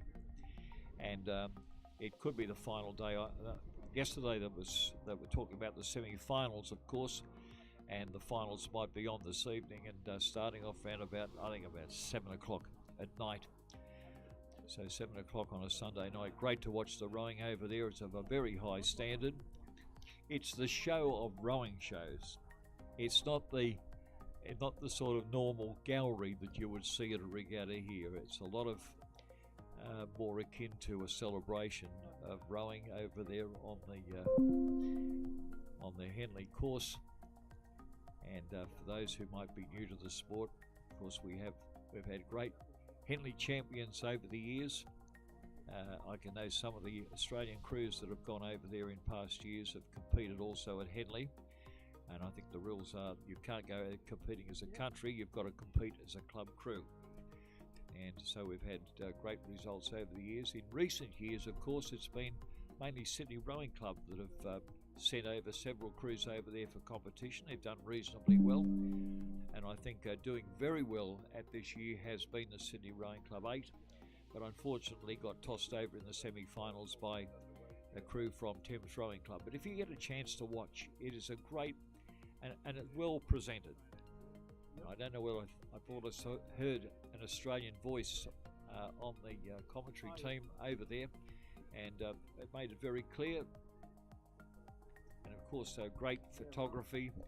And one of the things that they have over there is the umpire's launch following them down is a great-looking boat.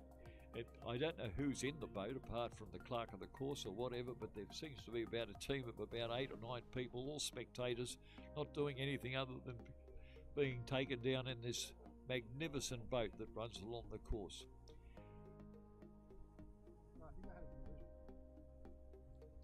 There haven't been as many spectator boats there on the Henley course as there have been in previous years, but it's a great sight on live stream. If you do get a chance, the best way, and I'm not a computer person, but the best way of looking at it, go to news items on the Rowing New South Wales website, and it will give you a click on and it will take you straight there. A magnificent sight. You don't have to stay long if you don't want to. It's not imposing a night-long search of it, but I think you'll be very impressed by the presentation over there and by the many multicoloured jackets that people wear as a uniform.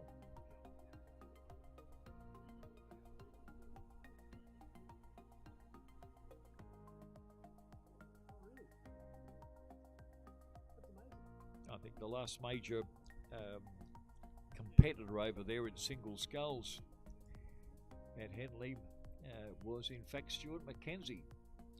And Stuart Mackenzie was a great sculler. Started off, he was a King's boy, and but competed here for a very short time with for clubs in Sydney, and then became almost a lone ranger, and representing Australia at the Olympics. I think won,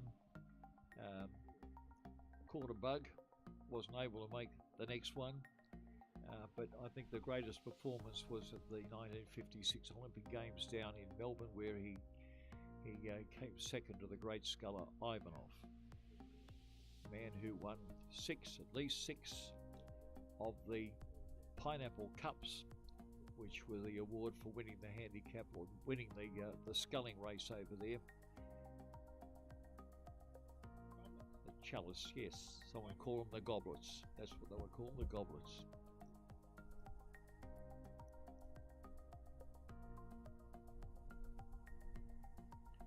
He was a larrikin, a real larrikin. In fact, on one of the winning of one of those goblets, as they're referred to, he crossed the finishing line, turned around, went back and picked up the other competitor. Like Henley today, there were only 2 going through the various stages of racing over there, 2 on the course. And for those that have never been to Henley, it's a magnificent course.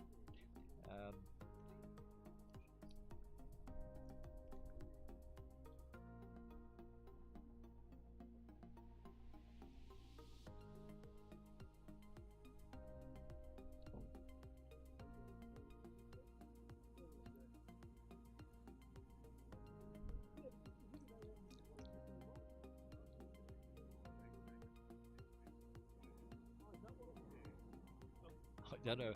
I don't know how much it costs to send a school crew over there, but I know I think St Augustine's might have gone over there this year, and Pymble Ladies College at Henley, and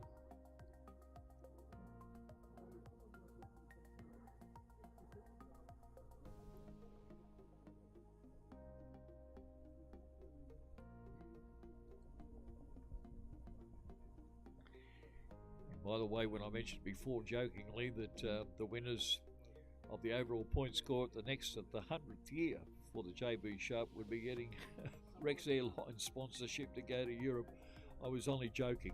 I fear someone might have taken it seriously. That's not going to happen. But we thank John Sharp and the Sharp family generally for their financial sponsorship of the JB Sharp series, and certainly John Sharp you'll see representing also Rex Airlines, who are doing quite well with big purchases to come up. That sponsorship may well be deemed to diminish, but anyway, it was all a joke. Sorry about that, but make sure you get your crews together at least for the next 3 regattas in the JB Sharp series. Well, we've had a start in the women's novice single scull. Two University New South Wales scullers with an Abbotsford sculler in the middle. Abbotsford, of course, used to be the sculler, the club located at Battersea Park on the separation forward and backwards.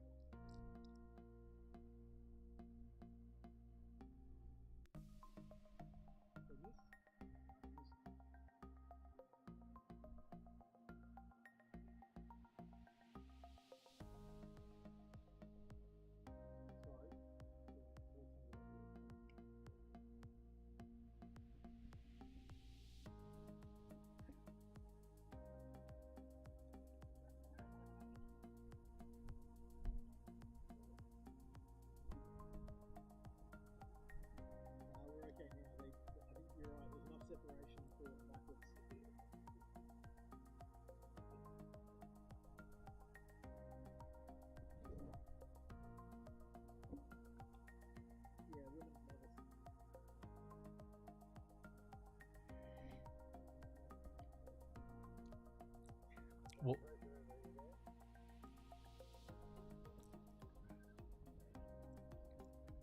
Well, at a guess and looking down the course, it might show that Helen Frith from the University of New South Wales in the lead. She's a sculler on the far side.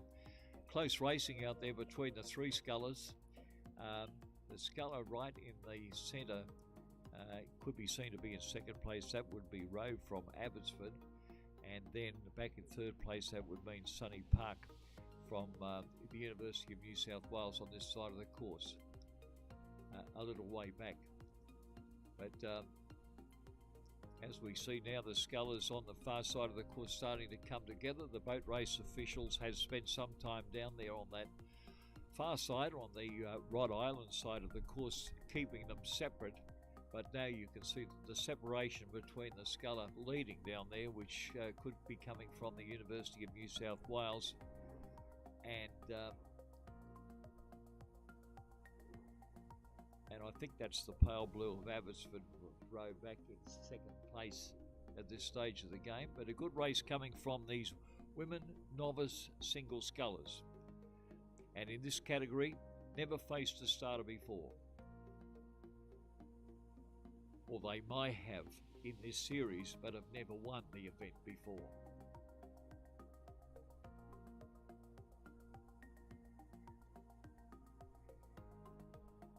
I think it would have been won by Glebe at the Glebe Regatta. There would have been a novice sculler in that, and of course it would have been won by Glebe, so no novice sculler from Glebe competing here. And I don't think either University of New South Wales or Abbotsford were there at the Glebe Regatta, so it's quite obvious that we've got the University of New South Wales on the far side. That could be Sunny Park.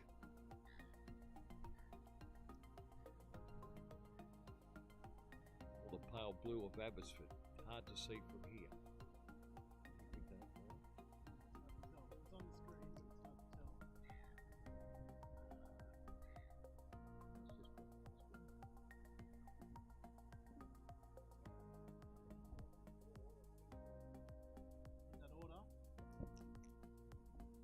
3, 2, 1. 2, 3, 1.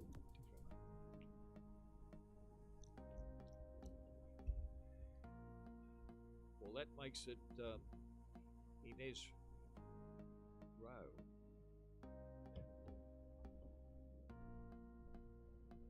Well, here could be some confusion because I understood that Rowe, who should be carrying the lane 2, I think right from the start was identified as carrying lane number 1. Yep.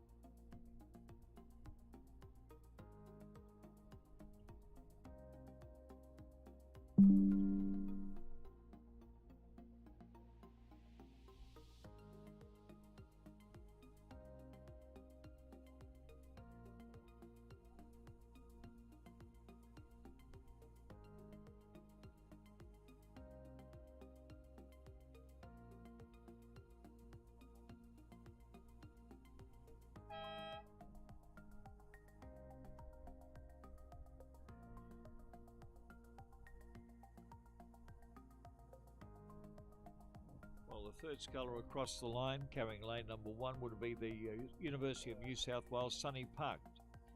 Judged in 3rd place. 2nd place then would be going to the University of New South Wales. That would be 5th.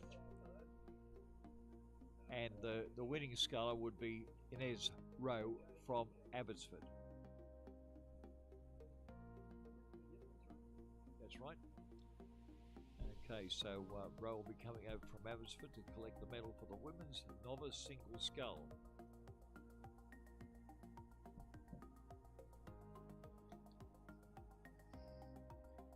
Now, as you can see from the classifications, for those people who might be still on live stream, that you'll get all the information you need to get from the results will be on the New South Wales Rowing website, and we appreciate the work and effort done by Owen Nix, who was the State Regatta Secretary, and does a wonderful job. Very popular man because he's the worker at Rowing New South Wales. He's the man that knows everybody, knows everything, and he's virtually provided a major support to the JB Sharp series and its running.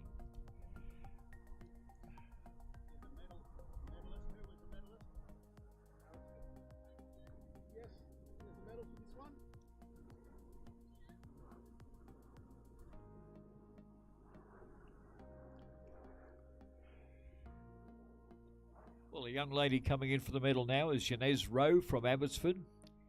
Carries the lane number 1, but she was in lane number 2. But anyway, great smile, a wonderful smile, and down there and getting presented, I think that looks like it might be Owen Nix taking the medal down there as the New South Wales Regatta Secretary, and also helping out at Haberfield Rowing Club today, this morning. Well, now talking about novice single scullers and novice events, the next event is the men's novice quad scull. Coming down here now, 2 crews starting, one from Glebe, one from the University of New South Wales. And look, in putting a crew together, the clubs have got a wonderful opportunity now to, as the regatta series tends to herald the start of the following series. And what a great way to get your young scullers, the juniors, on the water, and the masters on the water from your club. So encourage your administration, if you're representing a club or from a club, you're on live stream this morning, encourage your club to get round to these regattas. Very important from the point of view of should I use the word, blooding your younger people, and because it's safe. I mean, the series has a safety boat there. If you fall out of the boat, you'll be dragged out of the water very quickly. It's a safe waterway. It's known as a passive waterway around here. Always great water, and you can get good boating facilities from either Rod Point, or you can go to Leichhardt Rowing Club, which is part of Leichhardt Park, and they would welcome you down there. They've got a fairly large staging over at Leichhardt, which enables you to get on the water, and you'd get assistance there to do that. And you're right on the start line for this regatta. You're on the start line for the Des Moines Regatta. Absolutely fantastic. Now, this race coming down here is the two crews, Glebe and the University of New South Wales. There's a little bit of a crab in the boat. We won't go into what a crab is in the boat, but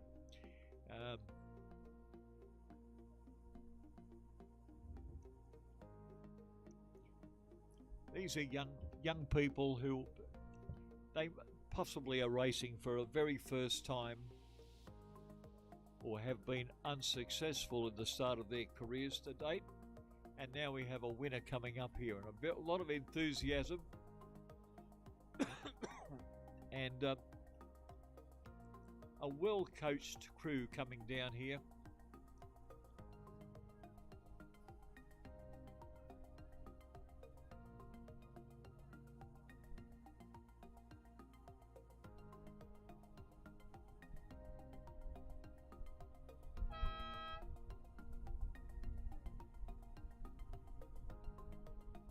That's the crew from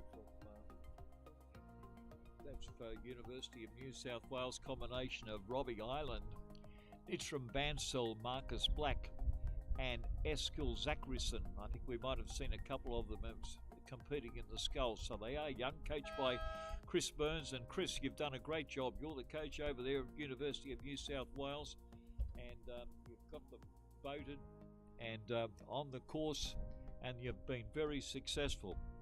So as well as doing well in the New South Wales Premiership, you've done well in the series here. And it's the University of New South Wales to take first place, and second place across the water was the crew from Glebe: Joshua Kim, Tom Markle, Fergus Dawson, Damer, and Josh Dallymore.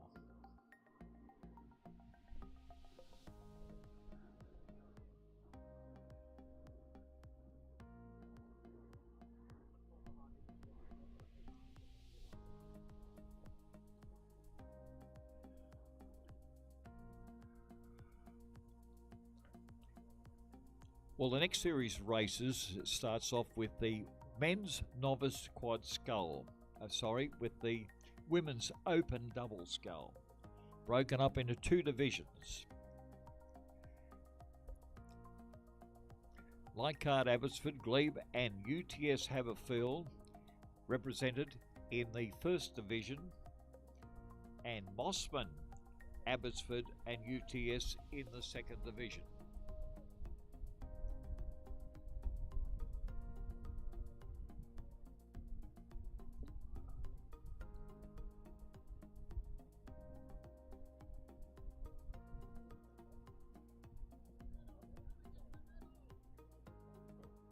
If you can hear us out there, the medal winners from that, of course, was the University of New South Wales. Robbie Island, if you could bring your crew over. There we are, good boys, that's the way.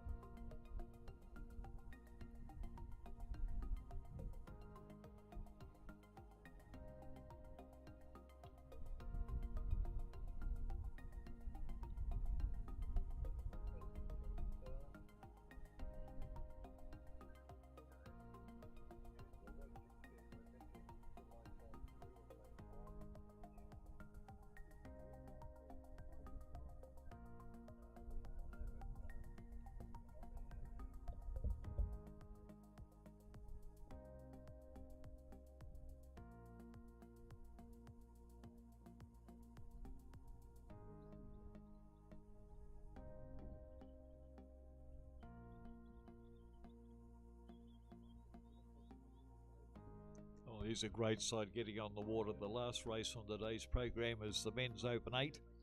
The UTS crew well represented here, and what a champion crew it is. In fact, I have a feeling that UTS might have had a representative in that Sydney Rowing Club crew that raced at Henley.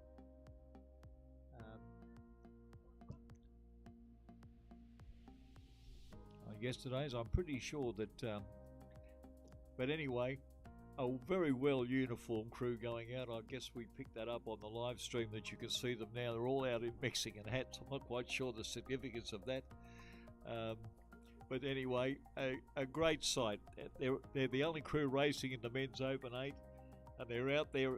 They've really got the Henry flavour about them, or the Henley flavour about them with the Mexican hats. I don't know whether we can find anyone what the significance of the hat might be. Is there any crew member that can dash up here very quickly and let us know what the significance of the Mexican hat is?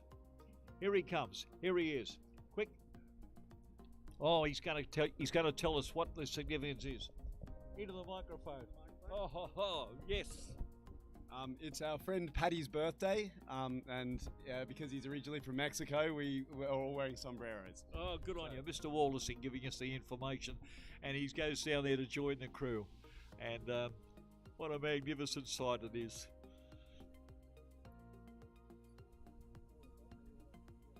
Full of flavour. And even the coxswain dressed up there. Well done to UTS Haberfield. Jeff McIntyre will be very, very proud of you.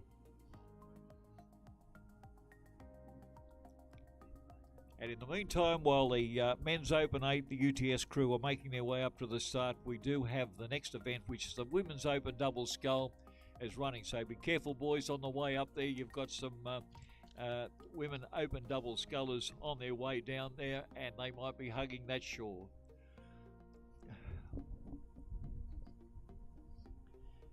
But the Sarah Bereshi, who's looking after the crew out there, will be very careful. A great coxswain, and as we see the double scullers coming down here now. Once again, I don't know whether we've got three crews out there. Yeah, 3 crews. Don't know about the light car crew. Abbotsford are out there. They'd be the crew closest to the club here at Haberfield. Yvonne Konchek and Lillian Hayes. Kelly Clifton, the girl who did so well in the Sculls first race up with Poppy Hartley. And then UTS on this side of the course with Julia Ungmark and Sarah Bereshi.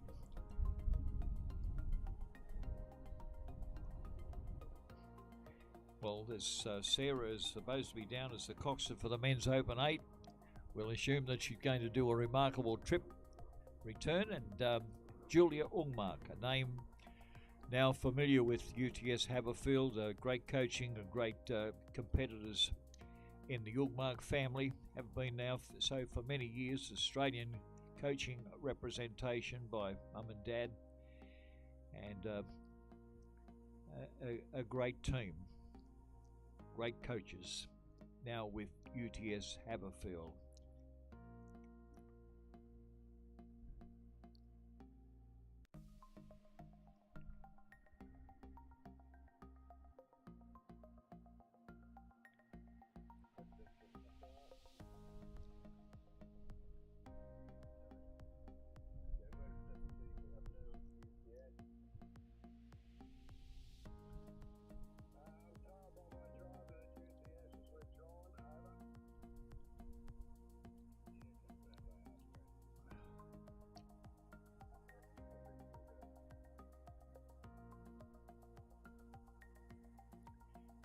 Well, it's fairly even picking down here at the Abbotsford number 2 crew. I think are well back, but I think between now Glebe and UTS, I would imagine, trying to pick up the colours. They're very serious about their racing, and Kelly Clifton and Poppy Hartley from Glebe, and UTS represented by Julia Ungmark and Sarah Bereshi.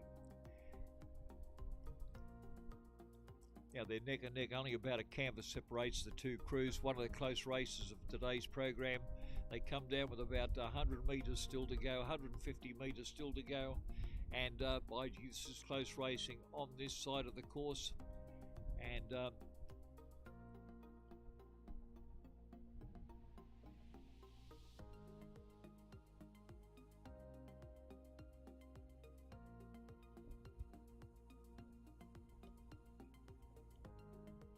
can't see too low.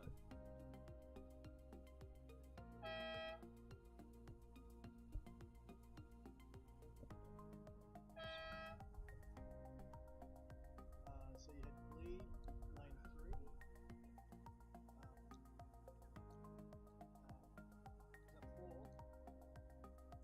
4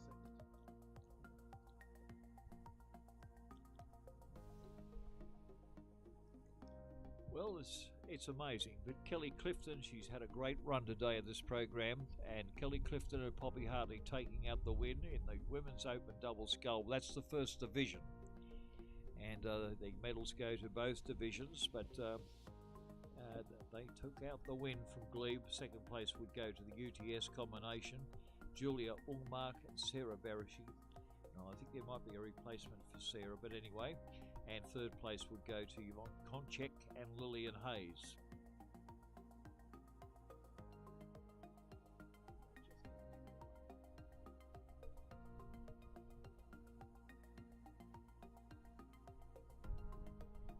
And with Konchek and Hayes across the line, that concludes the Women's Open Double Scull First Division.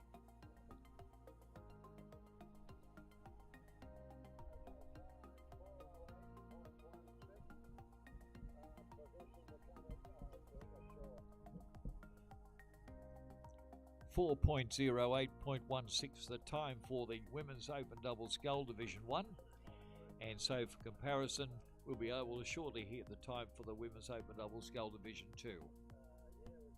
And they do have a start.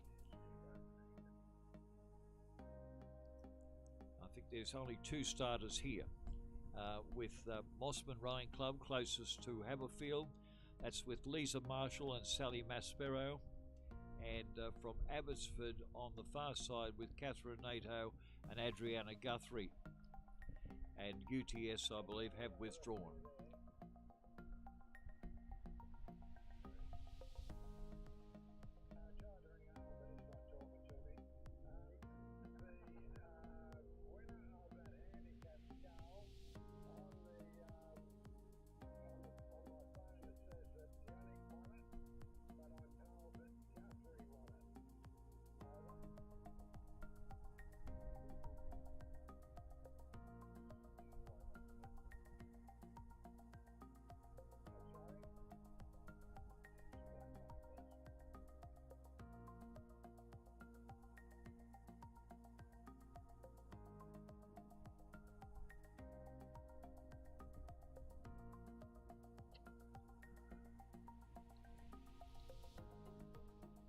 Wouldn't it be wonderful if we could have these courses buoyed, because the double scullers coming down here is, in fact, all the crews coming down here have been so far out of sight that it's easily possible to make a mistake on the part of the boat race officials trying to line up and find out, because the sighting between here at Haberfield and across to Rod Point would be almost 350 metres. And so it's very difficult to pick up the names, and of course the sun now is coming across the top of the Rod Point, and of course they're in the glare, so it's very difficult for the winners to pick up, and they try to rely on the screen that they have here as the crews go over, but the light's not really fair. Here we have the crew from coming in here now carrying lane number 3. It's the Glebe crew.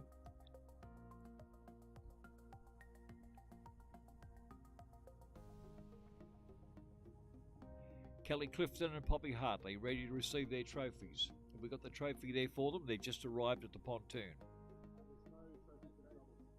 Oh, I'm sorry, no trophies for the double. But what we'll do is we'll sing the national anthem for you.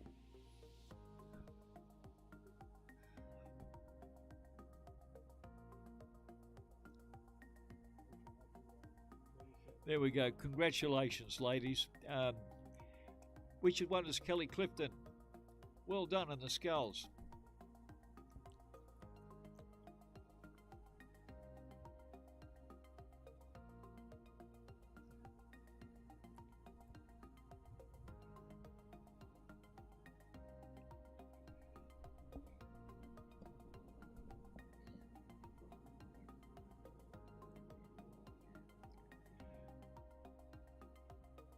Well, now the second division of the Women's Open Double Sculls underway and coming down here now. Only the two of them, Mossman and Abbotsford. And there'd be about the best part of 150 metres between the winning double, which is about to go across the line now. With the glare, I can't even tell whether it's a familiar colours. You should be able to tell the difference between Mossman and Abbotsford. Abbotsford with Catherine Nato and Adriana Guthrie about to go across the line and take out first place. That's the Abbotsford crew, the number one crew, but they're the only crew in the event. So they started off on this side of the course. So Catherine Nato, Adriana Guthrie, and then Mossman with Lisa Marshall and Sally Maspero.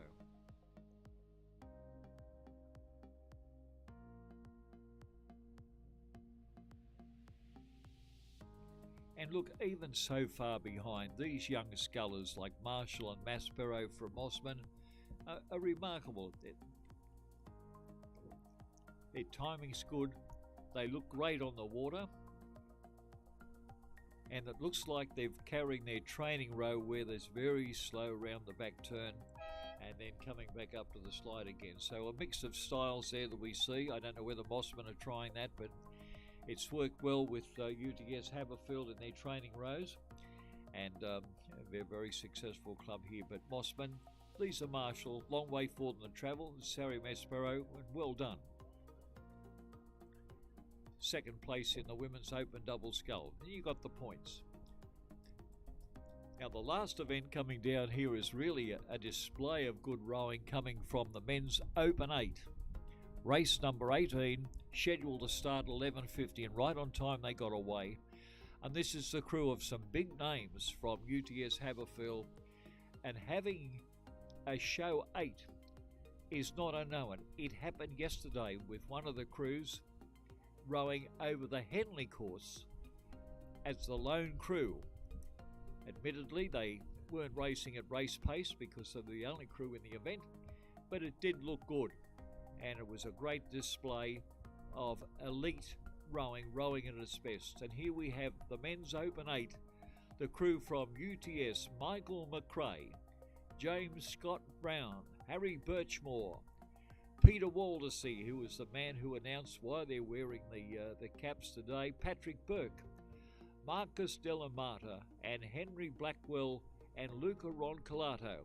In the stroke seat, Sarah Bereshi is in the back of the boat there as the coxswain, and if you can pick them up, a sight to behold. Yes, I think they've got it on now. Little bit of a glare coming off the water, but you can see them, and are they putting on a display? Here it goes. They've brought up the rate, and it's an absolutely magnificent performance coming from UTS. The rate's up to 38 strokes a minute, 39, and they're even going higher, up to 40. The clock says 40 strokes a minute as they come to the line. A magnificent performance coming from the UTS Haberfield Men's Senior 8. And they take out the final race of the day. They should have gone to Henley and raced Sydney, right? This one? They should have gone to Henley and raced Sydney, right? I think UTS Haberfield may have had a bloke rowing in that 8. Did that Sydney 8 have a field bloke in it? No. And they have to call it by a club or a Sydney Rain Club. Yeah. Why aren't you at Henley? Bullshit. Oh.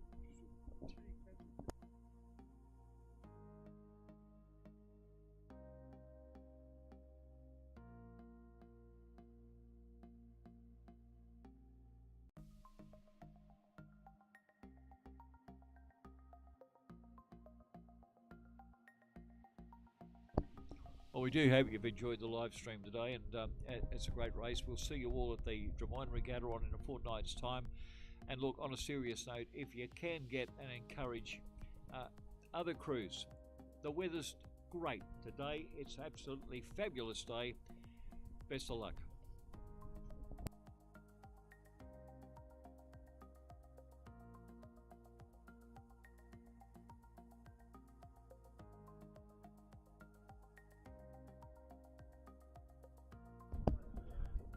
just as we're signing off for the last race there at the UTS Haberfield JB Sharp Regatta, I'd just also like to say a very big thank you very much to Barry Monaghan, who's come back and done a wonderful job with his commentary. Altogether, too much credit given to the people that are here and absolutely no credit to himself, which is Barry's style. But thank you very much once again to Barry Monaghan for such an enjoyable and entertaining commentary for this morning. Now, we'll leave you to the vision of the UTS Haberfield 8 coming in to the landing with what I understand is their new uniform and new rowing style. So once again, congratulations to the UTS Haberfield 8, hosts of the regatta and winner of the Men's Open 8.